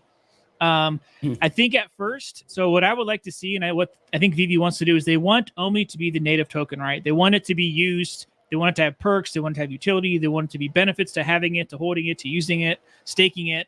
So I think like anything, when it first do Omi to NFT, it depends. There's probably going to be arbitrage, right? Whether the collectibles are up, people might sell collectibles to get Omi. If it's the opposite, if Omi's up a lot, they're probably going to sell some Omi to get into collect. I mean, I think the first, I don't know how long it is, a couple of months, there's going to be like a fun arbitrage in between there where you can take advantage of appreciation of one thing to buy another one. And I mean, there's already been people that said like when my Omi pumps, I'm sweeping this or I'm going to stack the hell out of that because they're just, it's like free money almost. So it's like, why not buy something I love, just 10 more of them or 100 more of them or whatever. I think that'll happen eventually. But when things kind of settle down, I think Omi to NFT is just going to be another thing that's Omi utility, right? It's just going to be another thing that's kind of there. And that's kind of reaching their vision of, again, it's the native token. And we're not even talking about VeVeVerse or Burns. This is just another way to, and what I think would be great, and I think they're going to do this in due time, is they want to, when we talk about Veve, a lot of time it's like the IP, the branding, it's these fandoms are just massive. These are diehard fans. And we already see a good amount of money kind of push into the app, which is fiat. But then you have the whole other side of crypto and Omi, which is what brought a lot of people in. And that's where people see big gains and they want to spend their money and all the craziness that comes with crypto. So I think once they kind of connect those two, they help each other, right? The big IP, the Miles, the Superman, the whatever, that's going to make people want to spend their crypto on those big IP that they love, and vice versa, right? If they make a lot of money on some of the stuff, their comics, whatever, they might sell that for Omi and get the benefits of crypto. So I think there's going to be a nice synergy back and forth eventually. But when they first drop it, I think it's going to be crazy, honestly, depending on Omi price, exchanges, and all this other stuff going on with it. Yeah, it's going to be crazy. Yeah, I was going to say, like, how are they going to come up with the pricing? Because it's on like 2 or 3 exchanges. The pricing is different. It fluctuates one way. Like, could they technically, like, in a way, like, weirdly manipulate the price and, like, the price goes up or down a lot and they can buy and sell a collectible for that and then get more Omi or buy and then get it for cheaper or whatever it is. So I'm kind of curious how that plays out. But we do have someone here, My Collectibles here, hanging out. How's your day going? Vibes! What's up? Nicely done on the live Nicely done. How you doing, Pixel Trader? Hello? Don't be shy. My Collectibles doesn't... I was talking to myself the whole time. Hey, what's up? Yeah. Were you muted? Yeah. I was going to say, good to see I see a stormtrooper there in the background, huh? Oh, dude. Yeah, the helmet. Yeah. Don't even get me started. I was just watching you, Vibes. Thanks for the link you sent over. And, man, we haven't chatted in a bit. And, but yeah, it's awesome to see you guys, man. You guys, I've been watching most of the whole time you've been talking. It's been great. Yeah. Anything, any topics that we brought up or anything that pop out to you that you agree or kind of have a different take on? Well, or strategy. I mean, I'm with the comics on the Veve Comics app. I'm actually I've been really going through the ones that we got because we got this big load just totally dropped right on us, right? Oh, yeah. 300 or whatever. Uh-huh. And it's kind of tough to like decide, well, like, do you want to spend a whole bunch of money on them because, you know, there's a lot of hype around it at the start. But my take on it is like there are covers that are mixed in amongst all of these that are just, they stand out from the rest. And, you know, so to go in and find those variants that you really love for, you know, specifically for the art, I think is a great opportunity right now because, you know, every Wednesday they're going to drop a few, but they're not going to drop a whole bunch like this ever again. So we're going to get like some every Wednesday, and some of those, you know, people aren't really going to be interested in. I mean, let's be honest, right? There's going to be new comics. People are going to be like, oh yeah, that's kind of cool. But this right now, there's so many like covers mixed in, so much great art, like the Scotty Young stuff, the Peach Momoko stuff, and all that stuff that people, I think, are going to start and have already started to go and really scroll through all the different comic variants that are there and just grab those individuals. And the cool thing is because like, say you have an uncommon that normally, you know, you wouldn't look as much at in the other comics that we've been dropped on Veve because it's just a black and white cover variant or something. And, you know, a lot of the uncommons in here are super scarce at like 400 editions or 200 editions or whatever. And the cover is completely different than the main cover. Like none of the covers are the same. So you have the chance to go through and pick up like individual comics that are really quite scarce. And to me, they're kind of like mini secret rares, all of them, even though they don't have the same MCP as the secret rares. But if you get like an uncommon of this or a rare of that or an ultra rare of this, you know, and they're just mixed in amongst all these, you know, you have like little mini one-offs of like highly collectible comics that I think the Veve community is going to love. So I'm really going through and looking at that. I'm trying to like discover each one that I like in the middle of it all and go, well, I love that cover, you know. And even if the comic is not worth a ton in print, having like a 200 or a 100 mint comic of a specific, you know, thing that you love, I mean, you can't really go wrong. It's absolutely beautiful. So I'm super pumped and stoked about it. Next, when Wednesday comes and they drop another 4 comics or whatever, 5, it's not going to be as much hype around those, depending on which ones they do, of course, right? So I'm going in Scotty Young's, not Scotty Young specifically, but sorry, Spider Boys, Miles Morales, like all that kind of stuff, the stuff that I love. And I'm finding some unbelievable covers. There's a Wolverine cover where he's draped in the Canadian flag, and I'm just freaking out over that. I don't have enough gems though. And then you got the Stormtrooper on top coming up and whatever else. This has been just a nutty month. So the last 2 weeks have been insane. We've had FA Sports, FA Music, Stormtrooper, the Veve Marvel comic. I mean, it's just back to back to back. Music, yeah. I think you said music. We have Season 1 staking coming out. We have bronze tickets coming out soon. I mean, I think Foster said they're 20% through the year and they're 20% through, you know, some of the things they want to deliver. And I'm like, if the rest of the year is anything like this, it's going to be a wild ride. But I think you're right, MC, about it seemed like before on Veve, you know, maybe I'm wrong. People mostly with the comic drops look at, okay, cool. What is the 9.8 value? And I'm going to play the drop, and whatever I get, like that's kind of it. They're just looking at what's the value in real life, the most expensive one, and then am I going for it or not? There's not a whole lot of chasing specific variants or artists. It's kind of more going that. But this, aside from bringing in new users, I think you're spot on. Of you can go in and be a comic book fan and chase series, covers, artists, art styles. I mean, every single cover here, just to me, is a piece of artwork. It's no longer, like you said, just black and white and maybe one other version. Every piece here does look like a mini ultra rare or secret rare, not just with mint size, but by the cover art. There's so many good things on here now. Yeah, like this one's really unique in the sense of like there's just a common and a secret rare, and that's it. Like there's no in between. There's just, I mean, it's Daredevil Gang War #2, so whatever. But it's Did interesting. You see the wide panel comics too? Like the double size comics are pretty cool looking. Yeah, there's a Cable one like that. I've seen a few like that, but the Cable has like a double panel. I really like that one where it has like a double panel where it's just like the front and the back. There's a couple other ones like that. I just can't find them. But that's actually a fun part. It's like now you're digging through not just 300 comics, but also like 1,200 covers because you have the comic and then all the variants that are all unique. I think there's a couple that have like just a black and white, like this one, Realm of X. It's just a black and white for the most part. But there's still a lot of comics on here that have a lot of very interesting and various covers. And I think people are discovering more and more like, oh, this is a Peach Momoko, this is a Scotty Young, like, because honestly, I haven't found a way to search and find all the covers for like specific artists. You kind of have to like look around, or like if you do type in like Spider Boy, it'll only show you the artist just for Spider Boy. If I do just a normal search with no search term in there, I don't know. I'm still trying to, and that's the other thing. We're still trying to like figure out how to like do searches, how to navigate this like website. So it's been super interesting. I guess my question is like, how would Veve announce the drops? Like, would they put out a tweet and say, "Hey, there's a drop happening on Wednesday on Veve Comics. Go check it out." Like, I'm kind of curious how they actually announce the new drops. Yeah, that's going to be interesting too. We'll see how they'll probably just do it. They have their own new X page, right? Like, profile to follow. I don't know if a lot of people know that because Veve's got like 200,000 followers or something, and their X page has got like a couple thousand. So Veve Comics has their own X page. So follow that.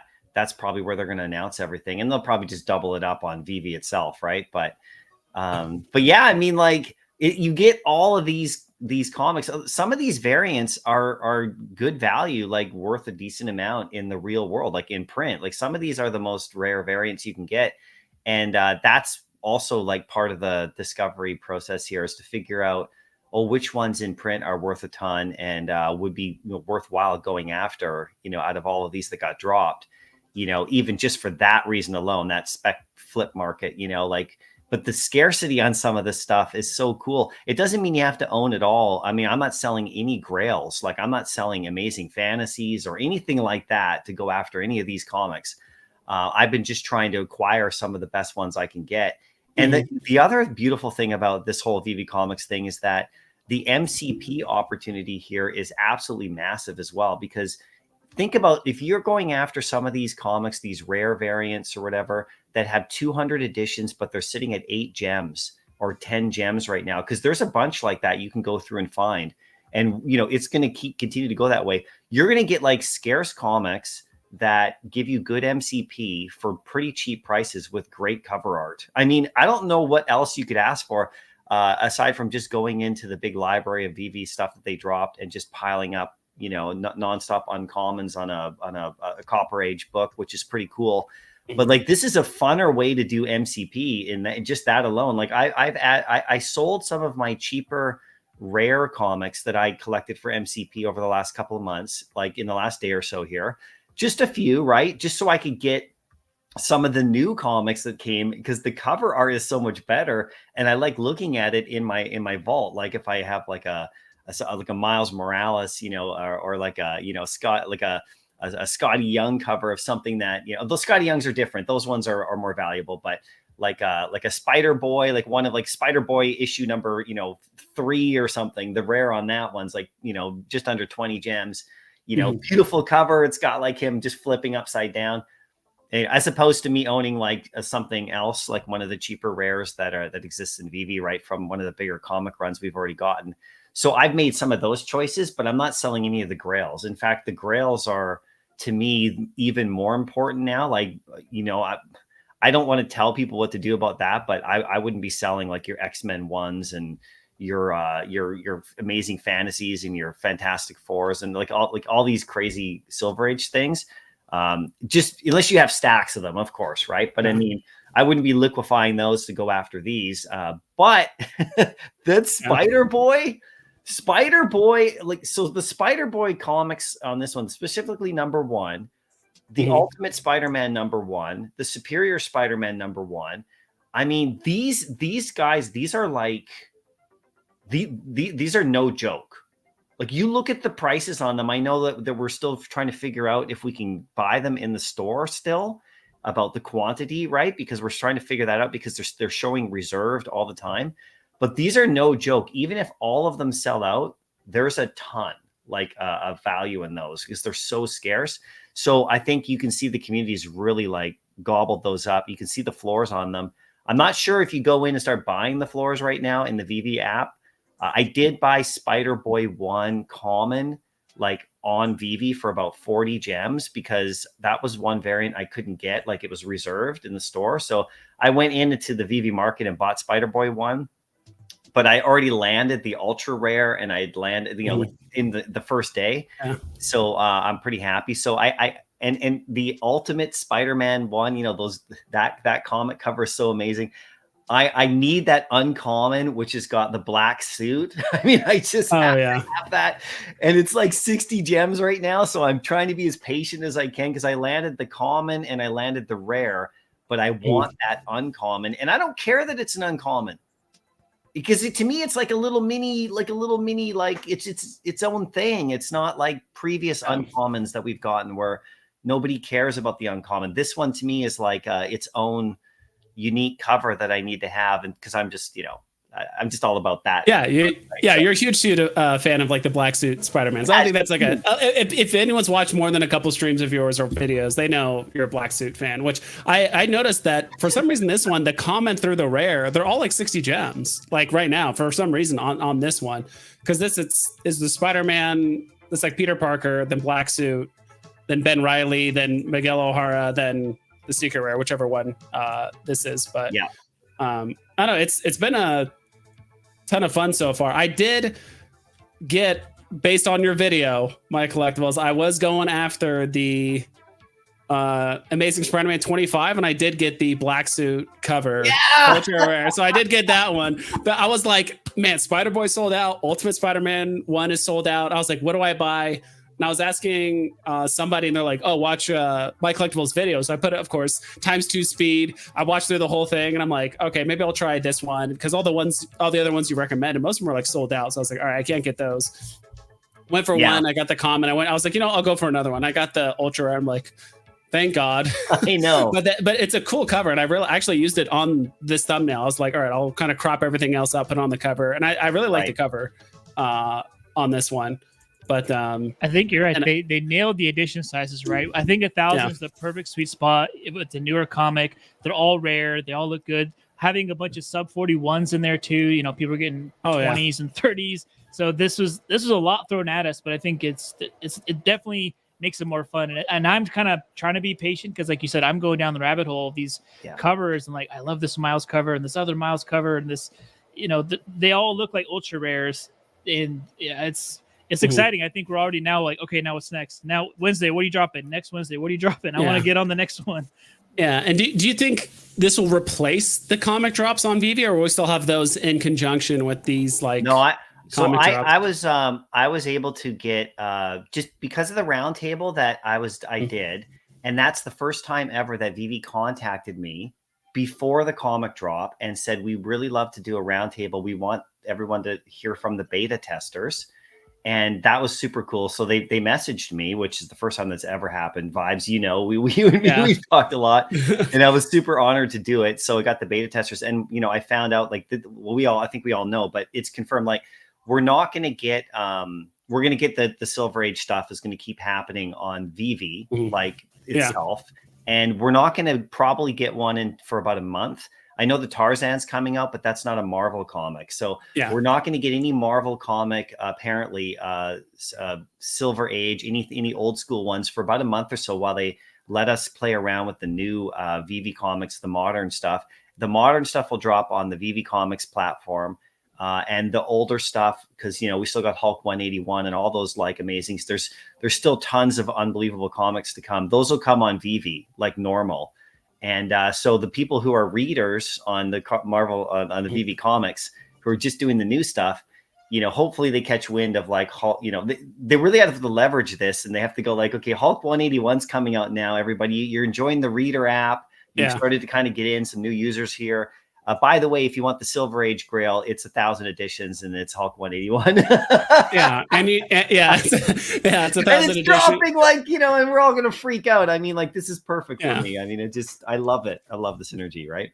Well, I think too, there's going to be new users that come in through these newer comics, and then they go to the app to sell it. Maybe they bought a limited, and like, holy cow, there's AF-15 on here. There's Marvel Comics 1. Like I think there's going to be a lot of people that have no idea that Veve has these on the app, but the newer comics is going to bring them into that. Yeah, for sure. No, right? I mean, like the notion I was talking last night, the notion of, like getting comic book readers, if you're really a fan of comic books and you like to read them and you're into the newer stories, I mean, don't discriminate because they're digital. I mean, like, it doesn't make any sense. It's like, I'm not going to listen to this music because I can't plug my CD in. Like, I mean, you know what I mean by that? Like there is still the movement of like, well, the experience of reading a comic book in physical format, sitting down in your house, and the ritual of all that. And I get it. Like, I mean, I'm in my later 40s. Like, I get it. Like, I grew up, that's the way I grew up. But you don't see anybody reading a comic book like the print one necessarily, like on the subway or something like that, or like sitting at the park. They're on their device, and that's the younger generation doing it too. So it's just easier to do it. Then you don't also damage the comic. So the print aspect of it is, never going to die. Like, to me, it's kind of like vinyl records for music.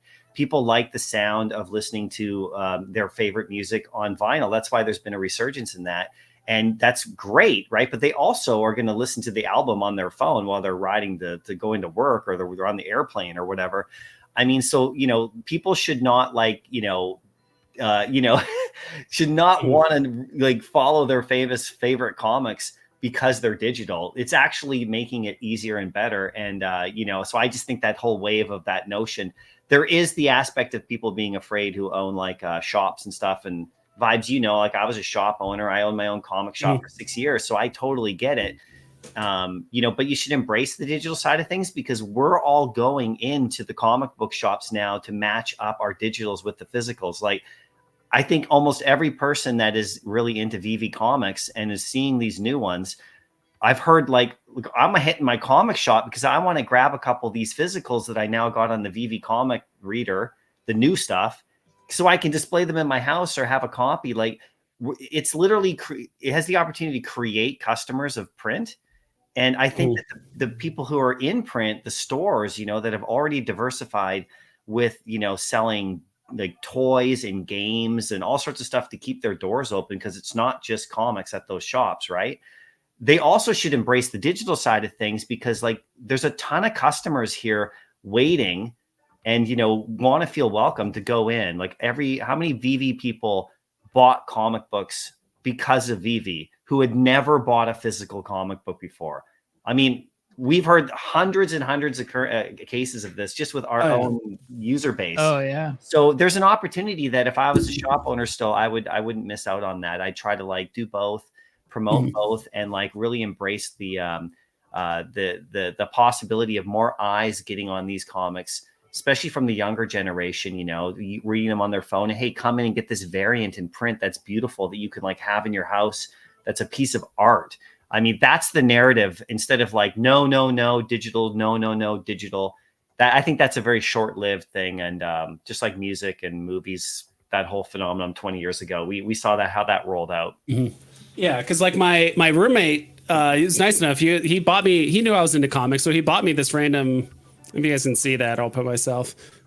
This comic. It's like a Venom Wolverine. He like just gave it to me last night, which is super cool. Yeah, but it's like, I'm not gonna carry this around with me in my car to like read it or go somewhere. Like, I'm not gonna carry it around with me. It's like, it's on your phone, right?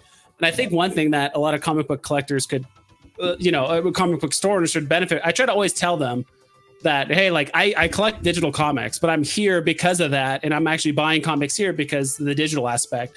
And I think they kind of get confused, like, well, there's Marvel Unlimited and you can buy, you can just read the comics at home. Why do you care about these like digital ones? But I think we value ownership. So it's like we buy these digital collectibles because we want to own it digitally as well as physically. So it's not like Marvel Unlimited where you don't own any of it. You just have the rights to read the comics and all that stuff. But it's like, okay, there's this digital aspect of comics that people value ownership. And they actually value buying variant covers and buying stuff at a high price and mint numbers and all this stuff. It's like, okay, there's this whole group, this whole community of people that like comics. They like ownership. They're paying top dollar for a lot of stuff. They like the uniqueness of stuff. They're like, I should probably at least attempt to understand it, because there's this whole group of new comic book collectors that are being created and actually want to buy nice stuff. Like, how many times have you seen people buy graded comics, submit comics that want to be graded, like all this stuff recently because of Veve? Like, I couldn't care less about comics. I like some of the comic covers and stuff like that, but like before Veve, like I couldn't care less about comics. I like the characters, but I wasn't like gonna go spend $150 on a 9 point whatever, or like a whatever comic. So I think we value the ownership aspect, which makes us different than all the Marvel Unlimited people or whatever, right? So well, I mean, they're in partnership with it too. Like, I heard you get a 2-month like subscription to Marvel Unlimited. So remember, Marvel Unlimited isn't worldwide. Like, I'm in Canada, I can't even get an account. So like that, some people don't understand that, or they're, you know, like people who in the United States can get an account, but I can't. So I haven't never been able to go and do Marvel Unlimited. So VV Comics is worldwide. I know there are other countries you can do Marvel Unlimited in, but Canada is not one of them. And that's really, you know, like in how many other countries, right? So, and then like, so Marvel's made its choice what they're going to do. They're going to keep moving. They're going to keep doing print as well. I mean, it's not going to, I don't think they're going to snuff that out completely, but in 20 years from now, maybe, but we can still collect all those great, you know, like why do you think people are running into, you know, GameStop and buying up the physical video game new releases? Because, you know, they're going out, like they're highly collectible, right? I mean, you see what's happening to VHS tapes, and even like Taylor Swift CDs are getting like huge value. I mean, you know what I mean? Like, oh, people are doing that with the physical stuff because it's just all going digital. Like, why? The only thing about comics, though, and magazines and still newspapers and things like that, there is, and books, specifically books, like, I don't know, Chapters is still huge in my town. Like, you know, people love to sit down and read a physical book. I get it. So it's never, I don't think that's ever going to fully go away. And I don't think it should, because there is an experience there. Just like vinyl records with music, I think that's the exact comparison we're making. It's the experience and how you want to enjoy your favorite stuff. And maybe it sounds better to you if like on a record, and the whole ritual of doing it. I get it, right? Like, but I'm of the age, like I'm not the young guy. We're vibes like a Pixel Trader. I think we get it, right? So it's just the other people, they have to say, well, embrace what's going on and enjoy it. And there's tons of opportunities if people are in it to flip, because that's what comic book collecting is a lot about. I mean, most of the adults who claim to be comic book purists, I mean, they're trying to like flip and make money on eBay and everywhere else and get the variants. And it's a like, it's not just about reading. Okay. Like, let's not pretend that the comic book purist people who are kind of against digital at this moment are only about just the purity of reading a book on their couch. It's really about like, you know, what they know and how to make money and go after the variants and get them graded and the whole thing. That is a major part of it, right? So digital, we got that already going on as well. Like that's plugged in to this. So I'm a big fan of it. I'm as you guys know. Yeah. So I did want to read the comics. White Rabbit says, because of your video, she went out of her way, bought a Spider-Man 25 and got the uncommon mint number 11. It's the best edition she's ever minted. Yeah. Congrats. Well, I hope people are doing it for their own thing. I'm just putting it out there for my, I don't wanna... Well, yeah, you didn't tell her to do it. It was just, hey, if you like this thing or if you think this would be interesting. But did you just drop a video recently, MC? Top 20 cover videos? Yeah. Okay. Okay. You must have done it while I was streaming or something. Yeah. Yeah. I went through and I went through almost everything to find my favorite covers, and I put 20 out that I think are the best covers. And then I just said, like, you know, just for the art. Like, but it's subjective. I mean, people don't have to like the same ones, but I went through, I did that. I put them all together. I just released it, but yeah, check it out, guys, if you have time. And then also Split is going to degen into 20 more comics. So wish him luck. Well, that Scotty Young you have right there. Yeah, I like this one. That's on my list. Oh, really? Yeah, I was gonna say like that Cyclops one looks really cool. It's connected to another comic, right? Isn't there another panel that goes with it and like connects? That's right. Thing? I don't remember the name of it, but yeah, there's another one. I haven't watched your video yet, but I saw that online.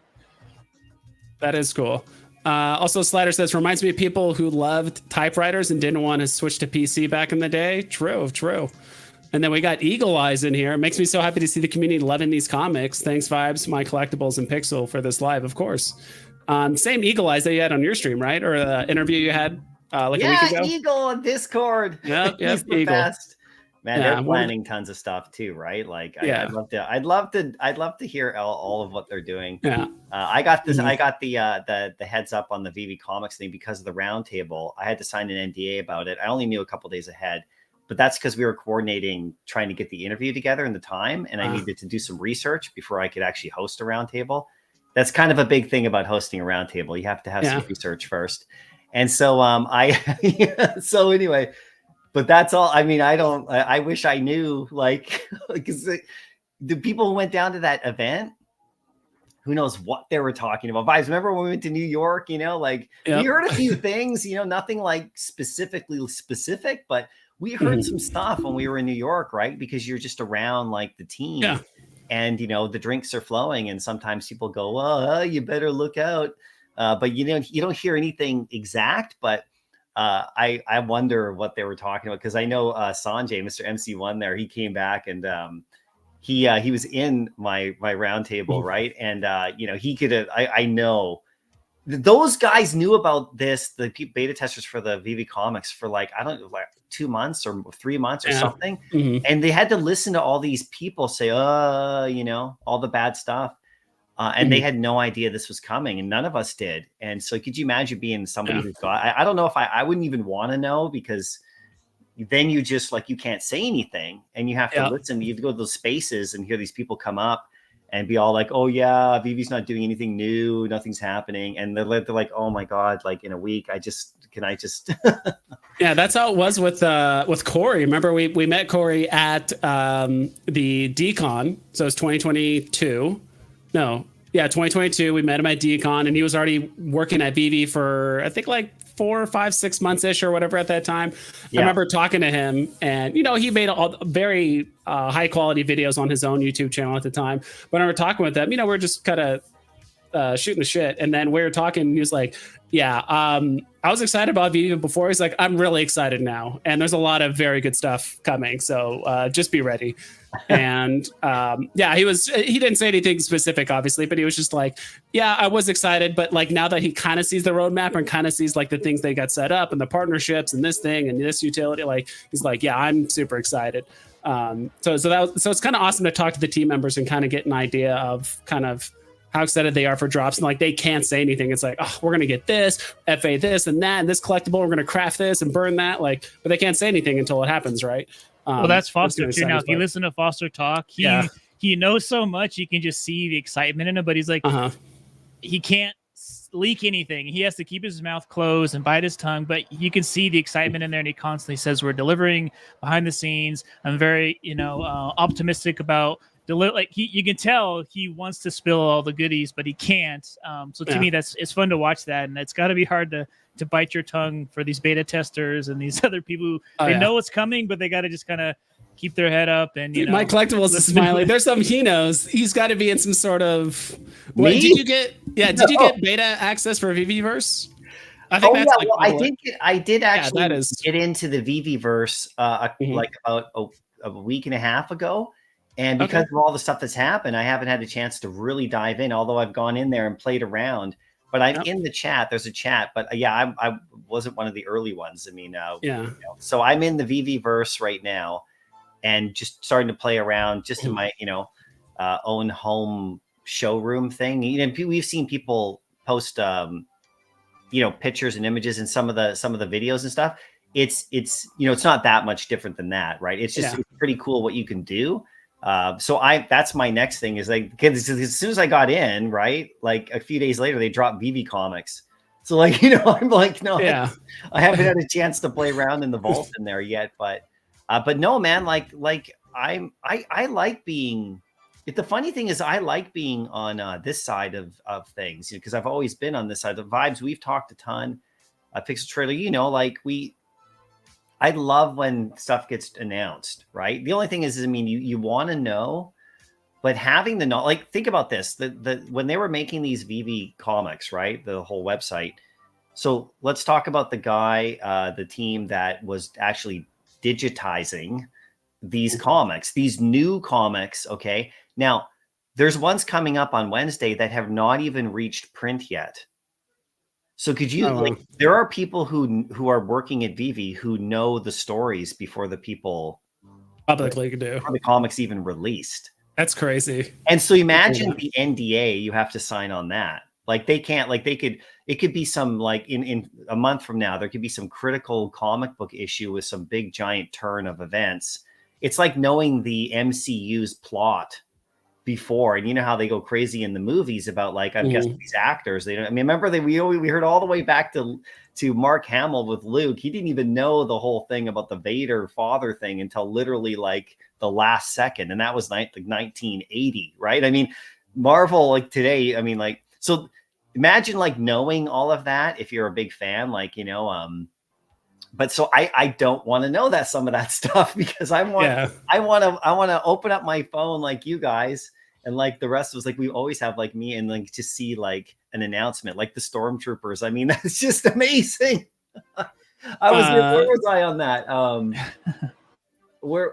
I was in a Twitter space listening to Millie's Twitter space when they dropped the stormtrooper announcement. That's awesome. Do you want to switch gears super quick to stormtroopers? We can talk about that. I know you probably have a whole video and all that stuff, like an exhaustive list on it. But I mean, in my opinion, it almost seemed like you verbally told Veve exactly. I mean, this is exactly what you wanted, right? Dude, when I saw the mints, the price, everything, I'm like, you've been talking about this for like over a year for stormtroopers. You're like, low price, high mints. I think the animated and sound is just a bonus. Like that's just a bonus. Like no one really knows what it is. Right. And then also, of course, the Star Wars Secret Rare last mint 501st. Like that's pretty. It's pretty awesome. Yeah. Do you have a target of how many you're trying to buy, or you're like, I'm just gonna buy as many as I can and then chasing the secondary certain mint numbers? I don't have like a specific target. I'm just going to go for the drop, like probably like 3 times, I think is the most that I'll be able to do with my current sold out, unless I like, and then it might sell out. I don't know. I mean, I think there's plenty for everybody. That's the best part. And then if people start selling them for like 8 gems or something like that, yeah, I'll definitely buy more. I don't have a target of, I need 30 or something. The thing about me with Stormtrooper stuff is that, the vintage 1977 little figure, I went through a period where I was going into like vintage toy stores and stuff, the ones that are in my area that I know. And as soon as I would walk in the door, the owner would be like, hey, I got a couple more Stormtroopers. I'm like, oh, really? He just knew. I'll take them. And I ended up having like well over 100 vintage Star Wars Stormtroopers, just a little figure, right? Like just like I had a massive physical army of them, and I had a big box of them. And a couple times I would set them up. I actually shared a photo on Twitter of like some of my stormtroopers, like that I took a while back, a little picture of them all kind of like, so I don't have a target, but everyone was saying the thing about the stormtroopers, like make them cheap, give us tons, let us have fun. And then the cool thing about the secret rare chaser in there, that's cool. And if you don't like the base, you can just sink him below the floor, right? Like the base disappears. But you don't like the hockey puck? That's the base. What's that? Yeah. So you don't like the hockey puck base? That's what it looks like. It's already Canadian. But I'm in Canada. Yeah, it's a Canadian base. I didn't know if you guys would agree, but I'm Canadian, so I was like, yeah, hockey puck instantly. Yeah, but someone mentioned earlier, I don't know if you heard it on stream, but someone said, I think this is the first time there's the Star Wars like logo, like the actual logo that it just spells out Star Wars with like the classic like text. I don't think any other collectibles have that I know of. Yeah, I don't think so. Yeah, I think it'd be really cool to like blow it up and do the opposite. Instead of putting the base through the floor, you put the stormtrooper through the roof, and it says Star Wars like on the roof, and it's like a big logo or something. I think that'd be kind of cool. Yeah, you could blow it up really big as like above your vault. Yeah, and then you could. That's a good idea. No, but I think these are gonna do. Yeah, I think these are going to do well. I don't know. I have a gut feeling that you might be able to mint like 5 before it gets sold out. So it's like you play the drop, you get selected probably, and then you go buy, and then I think after like 3, 4, 5, like it's just going to be sold out. And then now you got to defer to the secondary market to buy more. I mean, this one doesn't have to be a moneymaker. Like go for the drop, flip it. I mean, maybe I think he'll go for 15 or so because he's animated. I know there's a ton of them, but.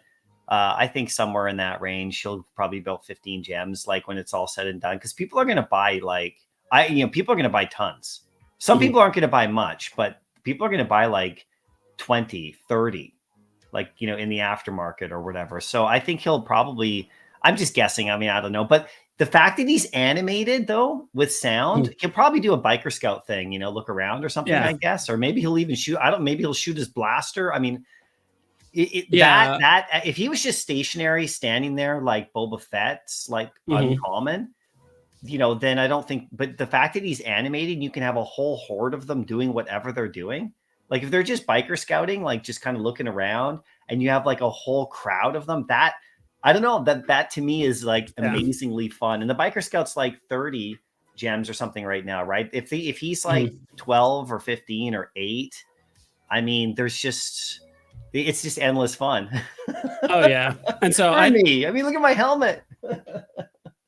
Oh yeah, yeah. I think the animation is going to be one of two things. Either he's just going to look around and kind of talk on his headset, like whatever, just kind of like patrolling. Or I think he might actually do a shoot animation. Like I think like FA blaster sound, the whole deal where he'll like shoot and all that stuff. I think that's the classic trope, right? Like stormtroopers shooting and missing or whatever. But I think if you have like 25 stormtroopers, you could just tap all of them and they just start shooting. I think that would look amazing. You have like Luke Skywalker or something like that on the other side, taking all the blaster shots. I do want to read this really quick. Eagle Eye says Stormtroopers was sculpted by the community for the community. Yeah. It's been in the works since San Diego Comic-Con, special editions included. So like that's the kind of insight I kind of like hearing. It's like, hey, we've been working on this for a while. We heard the feedback, because San Diego Comic-Con was 6 months ago or something like that, right? Yeah. And so it's like, all right, they already had this in mind. So I really think they, I think they knocked it out of the park on this. I'm just curious about the animation, but other than that, I think everything looks great here. So like I was saying earlier, this is probably the most stackable thing on the app, given the popularity, the price, the edition. So it probably wouldn't be a bad idea to put up a Twitter poll or whatever, say what's going to be the largest stack. Because already on Stacker, there's people with hundreds of specific collectibles, and they cost a lot more than 10 gems. So I think when people go to sweep, we're going to see some pretty dramatic price swings up and down and all around. But I would not be surprised if there's people that want 200, 300, 400 of these guys. Just to have that bragging right. If they have the biggest squadron of stormtroopers on Yeah. Yeah. That's awesome. Yeah, I would love to see the true dedication is not just buying 300, but also organizing 300 all in rows, like all like almost like they're lining up for like an army or like in faster. Yeah, it's like whoever could put him in formation. That's true dedication. We could line up 300 stormtroopers in a perfect line or like in a formation. That would be well, the awesome. VeVeVerse, right? Like, I mean, that environment is going to be nuts too. We got the shuttle, right? You put the shuttle in there, and then you have Vader. We have the Royal Guards. We just need the Emperor now, and you can recreate that scene where they land at the Death Star. From Return of the Jedi, right? Like that whole scene where it's like, that there's like hundreds of troopers there. We got the biker scout now. And I mean, it's just give us a couple of like an Imperial officer and the Emperor. And, I mean, it's just going to be a lot of fun. And then we're just goofing around. They're just digital toys, right? I mean, but yeah, I Pixel Trader, that thing you said about people wanting to like have the biggest army, that's something I never thought about. That could really cause some swings in the value of it. Yeah, you're right, man. If people sweep up like 10 at a time, and then because if people start dropping them if they go for the drop, it's 10 gems, right? So like, some people are going to drop it for under 10 right away. Like they're going to be like, whatever. Like that's going to get eaten. We might get to it before. There's so many people watching and buying the same screen that things are locked up or sold out. So you're scrolling down further and further to try to find one that's available. Yeah. I would love to see if there's an auto buy feature. I think it'll come eventually where you can set anything under this price, first come, first serve, kind of like we have on other marketplaces. I think if we had that feature with this, people would just put in a buy order, anything under 10 gems. I'm buying 100 of them until my order is filled and just leave it there. Yeah. That would be nice. Because there was something else I was going to say. Oh, yeah, dude. I do think people are going to want, of course, the biggest army, right? Because they want to be, there's only one emperor, and the emperor has the most stormtroopers. But I think, too, also, what's it called? Like not chronological, but just, mint numbers that are in line, right? It'd be kind of cool to have multiple stormtroopers like, hey, I got these 10 or 15 all in a row. So it's like, 381, 382, 383, like you have them all numbered. I think people would probably do that. I could definitely see like Clever Jerk or someone doing something like that, getting palindromes and 1, 2, 3, 4, then 2, 3, 4, 5, and then getting all these numbers that match. Because now that there's just so many of them, it's like now you can kind of play with the mint numbers a lot too, and kind of do some stuff there. Stormtrooper has a call sign number attached to the trooper. So TK421 is the original Stormtrooper. Like that's the one. That's the one that was at A New Hope that was standing by the Millennium Falcon when they were like, doing the scanning or whatever.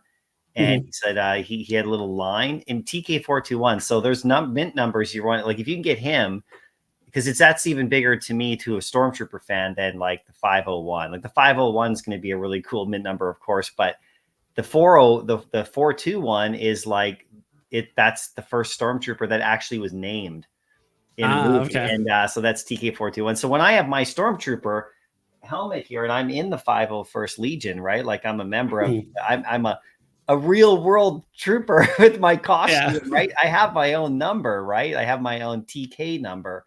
And so it's pretty fun. Like if you go in that deep, right? Of course, this is just the Return of the Jedi trooper, the Empire Strikes Back trooper, and the A New Hope episode 4, the first episode, the first ever movie trooper. They looked a bit different. Like they have slightly different variations to their armor. So this is the Return of the Jedi one. I don't think they should necessarily come out with an Empire Strikes Back version because it looks too similar, right? I'd rather have like like different kinds of troopers and stuff like that. Like we need the snow trooper, we need like other ones like that. Yeah. I mean, I'm saving up for Ewoks. You guys can go. Yeah, for this. Ewok army. Ewok army all the way. Get some get an Ewok army. Get some yub action going on. That's what I want. Yub.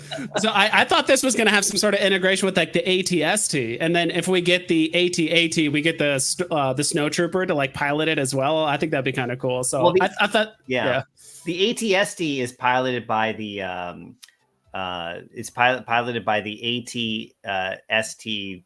Like he's like an officer guy. Like he's got the goggles. Yeah, they do look a bit different. And the Ewoks beat him over the head. Did you know that guy? The guy who got his head beat over by, like when Chewie and them, if you remember Return of the Jedi, they took over that ATST. Yeah. The guy inside there, who is he? He's I think I have it up on the screen, or at least at least what it looks like. Yeah, that guy in there. Yeah. Yeah, that guy in there is on the right hand, or one of those two guys is somebody. He's something to do with I can't remember, but he's not an actor. Okay, he's like the director or something like that. I think it's the director. Okay. Yeah. Okay. Cool. But anyway, that I actually had that costume. So the guy right there, see the big picture you have? That's the AT-AT driver. Like that's the big one. He's got the armor on, so he's also that actor right there. He was also the main villain in the third Indiana Jones movie. You remember the Holy Grail movie? Yeah. He looks familiar. He's one of the two main villain guys. Yeah, he was also a Bond villain in one of the Roger Moore Bond movies. I think it was it Octopussy maybe? He was but anyway, so that actor is kind of a fun actor, and I think he's in Game of Thrones as well, right? Yeah, I think so. I mean, some people just got those, villain face, or maybe it's just typecasting, right? You get rolled as one villain, and you get over and over and over again. It's the same thing that happened with, I think it was the actor that played Joffrey in Game of Thrones, the young blonde-haired kid. He just hated everyone, evil to the core. But I remember after I watched a thing or whatever, but he said after he was done with Game of Thrones, he was like, I'm done acting because I feel like I'm just, it took a toll, right? If you're doing the same character for like 5-6 years. In a row. But also he just kind of knew he was going to get typecasted. He's like, I'm kind of done playing a villain, and I know every single role that he was offered was just a villain. He's like, I want to take a break and not do acting for a while and kind of like, get my bearings and all that stuff. But no, that's cool. I really hope we get these pilots plus like we're going to get more vehicles. We're going to get more pilots, more Ewoks, more Gungans, more. Well, what if they interact together? We already have a couple collectibles, right? That you put them in a scene together and they would do something. I think, who was it? Was it Ron English that had some drops that did that? I don't remember. But we could have, maybe once you put in multiple stormtroopers, they interact or bump into each other or something. And then in the future, David's also talked about AI and stuff. So imagine having these AI conversations or stories with all these stormtroopers in your VeVeVerse. Totally. Do I have the ability to share my screen with you, Vive? I think so. Let me remove this and see if it'll let you share. Yeah. Oh, there we go. That's me. That's you. I like it. That's a picture from the movie set. There's no way that's you. Yeah, there's no way that's from the movie set. So I built that ATST driver costume at one point because I was in the 501st with the Stormtrooper, and you can't sit down. So everybody has a secondary costume when you're at a Comic-Con that you can actually walk around in or whatever. So I did this officer, and I wanted him because of the helmet. I actually sold this one. I don't own it anymore. But the other one that I have that I hope we get is that's me and this Stormtrooper commander. So if we get these, so the snow troopers, so if we get the snow, these are me. I'm really like geeking out now. I'm really sorry, but the snow trooper ones are fun. I still have that one. I have the Stormtrooper and I have the Snow Trooper commander. And so those are fun, but I did have him. I was him for a short period. Then I sold him. Now I'll get that off screen. Yeah. No, those that looked thanks for letting me share that, man. No, of course. Yeah. Did you make it like by hand, or did you buy it and like added some stuff to it? Like you had like the shell of it, but you needed to buy the rest, so there are people who build the armor pieces raw because they have the molds for it. There's no like kit you buy from a store.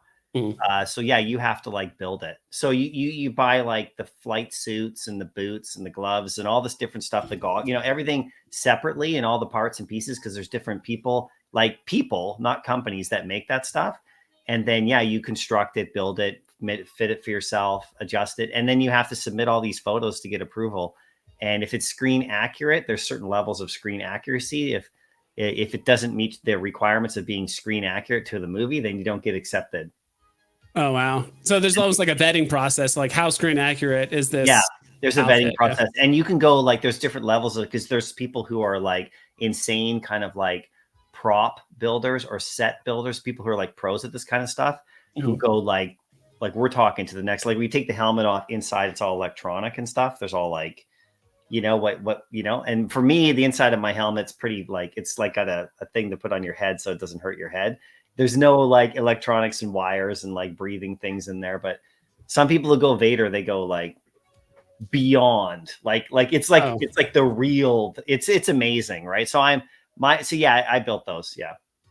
Nice. Yeah, no, I've seen, because you see variations, right? I'm sure with how much you go out, you get some people like, okay, that's an outfit, it looks good enough. But then you look at some other ones like, wow, that is on point with exactly like the set, like Vader. Because especially like the chest piece or some of the other parts of like Vader, where it's like, all right, some place might be simplified, or maybe it doesn't have like all the nice touches or the whatever. But it's like some of them are like, wow, people do this as a professional, or at least like a hobby at a very high level. Oh yeah, which is interesting. So yeah, it's fun. Slider wanted to look at weapons rack. I'm not sure what rarity he wanted to look at. But no, yeah, it's fun times on Veve. We're 3 months into the new year, not even. We got all this like new stuff to play with. We got a new website, new comics, utility. Now we can actually use our MCP points. Are either of you going to use your MCP points for the Stormtrooper drop, just to kind of like guarantee one in case something like weird happens? Or I don't know. I might do it. I might just put 5,000 just a minimum, just to kind of like secure one. I don't know why, but something feels right about it. Just to make sure. I don't know. Yeah, 5,001, like just a 501st or 5001. I don't know. Might do it for luck. I don't think you'll need to, but I might do it for luck. Right. Yeah, I know we're already thinking ahead here, but what do you think is like the next big Star Wars drop? I know we got Stormtroopers, but it's like the next big Star Wars drop where people are like, oh shit, I need to buy this. It's Grogu. You already knew. You're already like turning as I'm asking the question. You're like, you already knew. Like Grogu. Come on up. Look, this is the next one right here. Yeah. Grogu and or Mando, like those would all do very well. I don't know, man. He also says Falcon, Millennium Falcon. Oh yeah, that would be huge. There's just so many. We could get Emperor, we could get Yoda, we could get Darth Maul, there's so many other really Han Solo and Chewie, right? Just get that combo, Get Leia. If we get Leia now we can have Luke, Leia, and the Stormtrooper kind of reenact that whole prison scene. Might as well. Oh yeah, that's right. Yeah. You could shrink the Stormtrooper a little bit, make him a little shorter. Yeah, aren't you a little short for a Stormtrooper? See, you vibes. You're a big guy, man. You should be Vader, dude. Like you would be. Yeah. You got the armor, and because you could reach out, you could find people who sell the armor part. If you walked in as a Vader, because when we were in New York walking around together at the Comic-Con, I dragged you upstairs, right? To find that. Well, I didn't drag you, but the 501st booth, right? And remember we were talking to them, And they were so nice, by the way. Like, remember that? Do you remember that? How? Oh yeah, no, they were awesome. They were super nice, especially the leader guy, because usually they're like the most busy, right? Like the head person of any kind of organization or whatever. But he was totally explaining it, wanted to give us gifts, and hey, if you want to do anything, or do you want to check something out? But like, he was super helpful. Oh yeah, no, he was awesomely helpful. And the funny thing is that so the Vader, if you were Vader, dude, like how imposing, because there's two guys that I know that are Vader, and I don't know them like we don't hang out, but they're in the group, right? And so I haven't done it in a bunch of years because of COVID and all that. I kind of didn't do any events, so I haven't donned the armor at an event like that in a while. But the last time I did, there was a Vader there, and he's about 6'2". Just with just in bare feet, this guy. And so when he was standing there with the full-on movie, it's movie level with the breathing and the lights, and I mean it's nuts. And it is something. Like, I was a trooper and I was like beside him, and I was like, this is cool.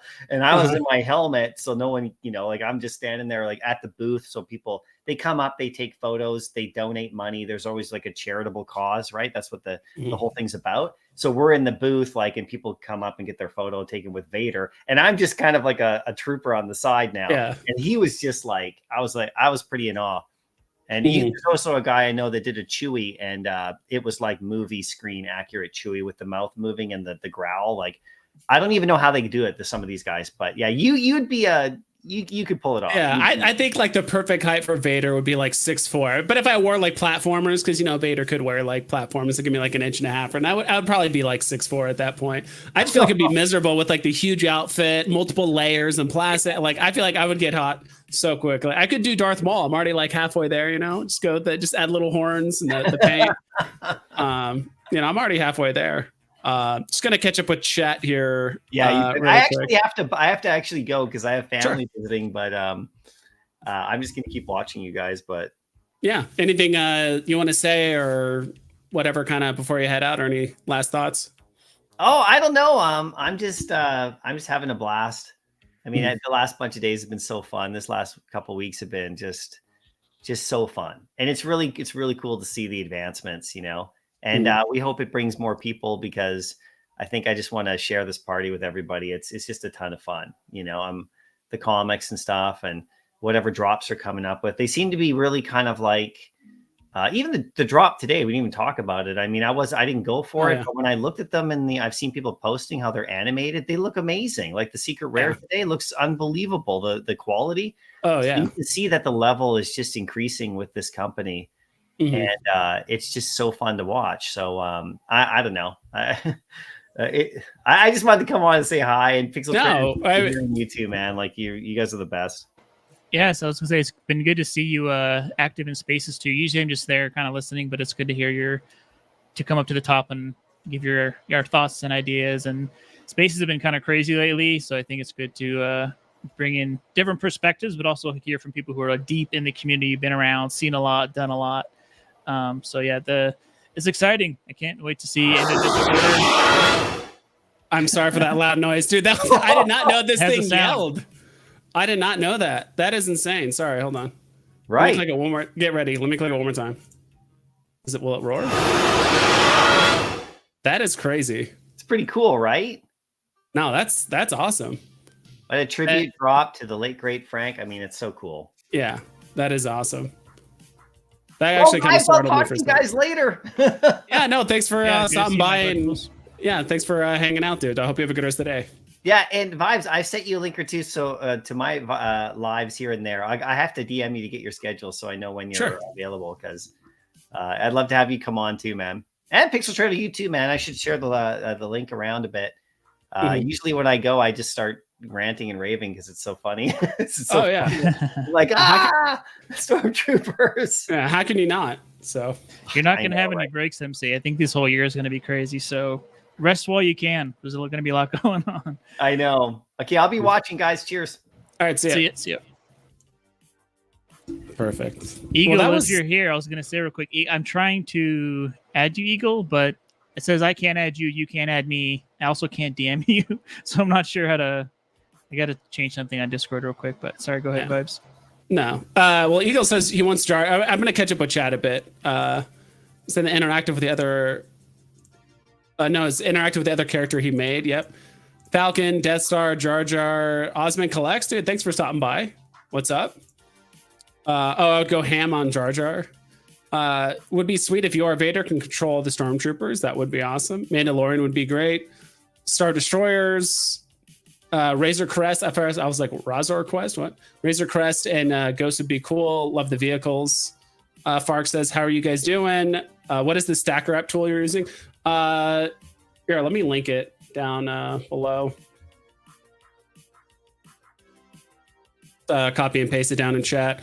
It's a website hosted by, I think it's, oh my gosh, Dr. Profit, or like he's partnered with some other people that helped like create the website. It's kind of like the old school Ecomi Wiki. They have access to the API, so you get pretty quick market updates. I'm not sure how often they actually update the prices, but the times I've checked, usually it's pretty up to date. Of course, if something gets listed and sold immediately, it might not show up on here, or it might show for a little while before it's not there. But definitely check it out. I think there's like a wait list. You just link your like Twitter or X account. It'll ask you to like list a collectible on the market for a very specific price. It's like 1,487,000. Like it'll do this thing, and that's how it detects your wallet. So you don't have to log in. You don't have to even use your username or password for VeVe. All it does is connect basically your Twitter account or your X account to your wallet, and that's it. And that's how I can look up my collectibles. I can look up what other people are buying.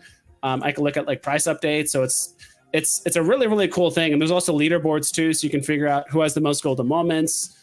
You know, I'm ranked number 38,000 for golden moments. Marvel, I'm in like the top 1,200 or whatever. So it's kind of cool to see where you rank is in comparison to other people. You know, there's sets. There's a lot of cool information. Some analytics, which I haven't really dug in yet personally, but I'm sure there's some interesting information there as well. So, but yeah, Fark, go check out that website. Town is own. Okay. Oh, love to own vehicles. Okay, I see what you mean. D, Tone? what up, vibes? Happy Sunday.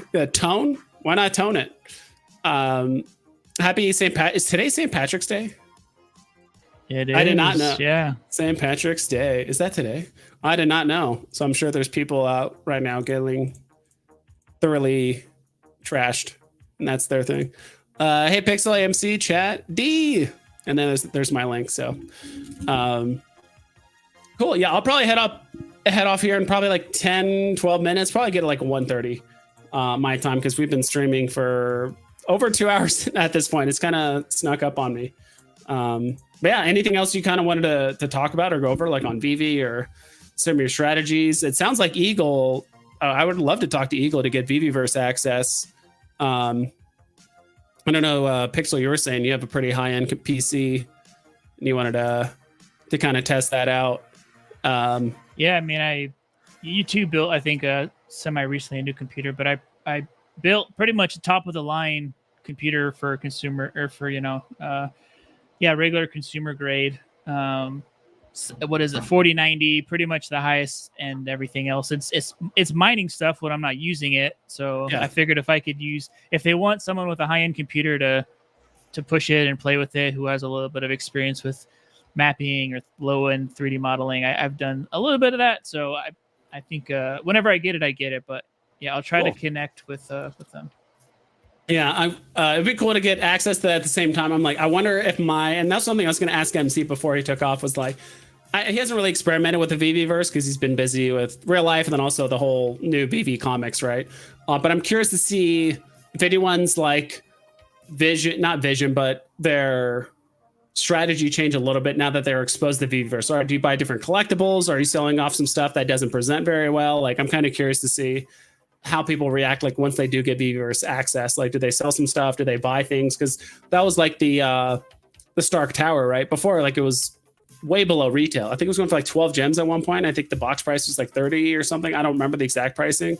But then once the beta went out, and then those people are like, wow, this collectible looks actually insane in the VeVeVerse. Then the price started like skyrocketing because like other people wanted to buy it and stuff. So I don't know. I'm kind of curious to see if that happens to me or you in this case. Like, if you're Yeah, I mean, I'm okay to wait for the final product or provide feedback and try to play with stuff and break it and whatever. But I think it sounds like VeVeVerse is turning into what I was hoping it would be, which is, if you're familiar with Gary's Mod or SFM, some of these things where the community just took off with it because they gave you the tools, right? So there will be some boundaries, through legal reasons or IP or just tech, limitations. But for the most part, I want it to be, something where your imagination can go crazy, whether you have a lot of experience in, 3D modeling and level design, or you have very little, you could pick it up.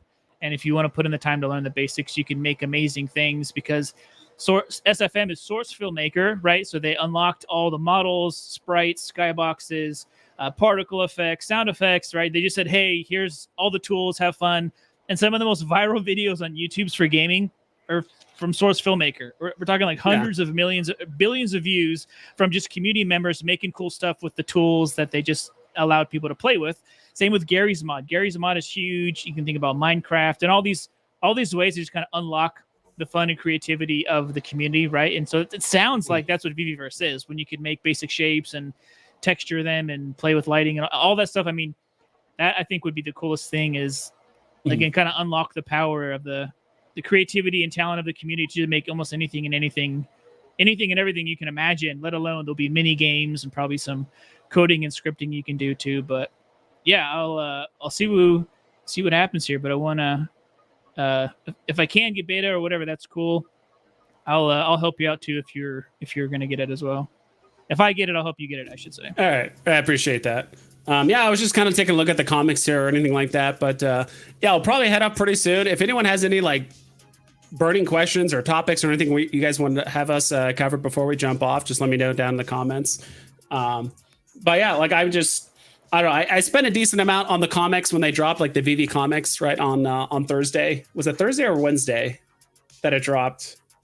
I think it was Thursday that the comic website dropped, because I remember I was at work and I was going for the drop, and it was just like nothing was buying for like 4 hours, and I'm like, all right, I kind of give up. I'm gonna wait till VV announces something that it's gonna be fixed. So so just a reminder, check out stacker.com. I already linked it earlier. Also, don't forget to follow VV Comics if you haven't already. This is like the official like Twitter or X account for the new VV Comics website. Don't forget to hit the little bell icon, so like when they're making a tweet, or I think they might use this to announce for future drops on like the VV Comics website. Who knows?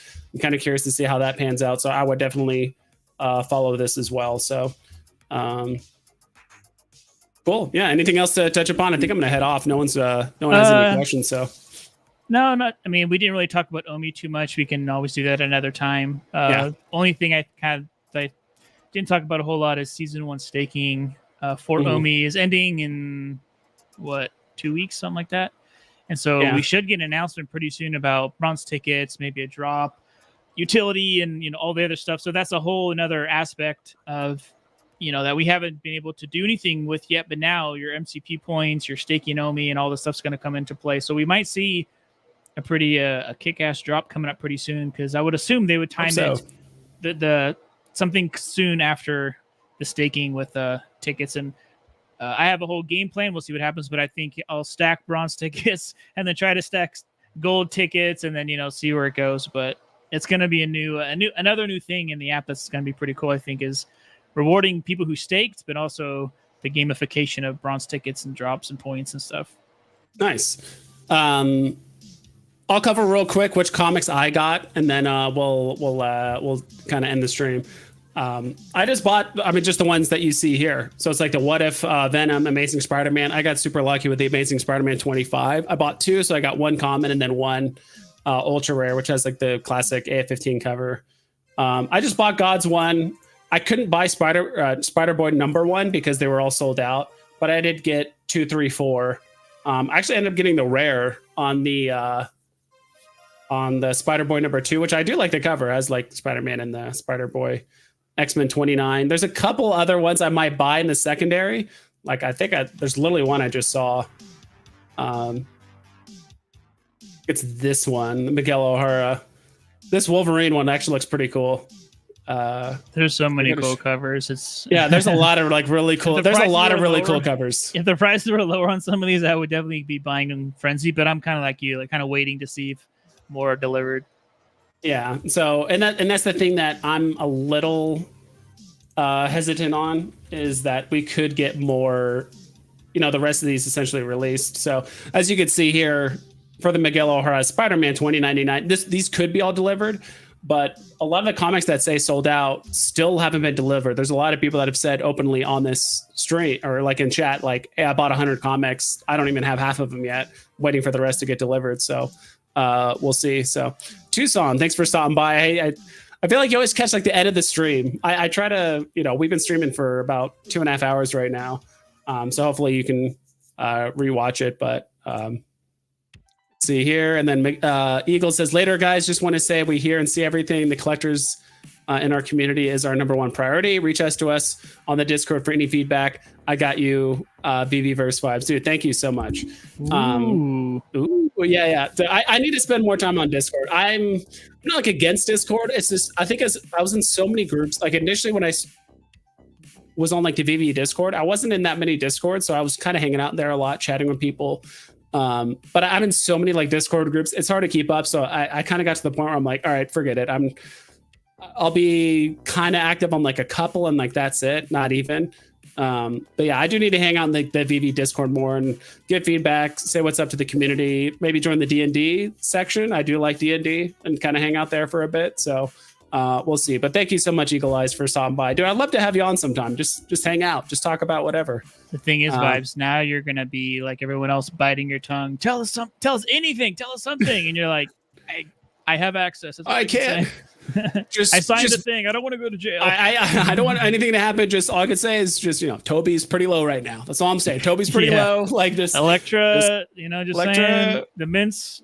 It's looking pretty low right now. Yeah, there's clearly a disconnect because you should be buying these. I'm not financial advice, but I'm kind of curious to see how well Doctor Strange is. So when this drop happened, I was actually stacking Doctor Stranges for like below 12. There's a few I have that are like closer to 15, but like most of these are like below 12.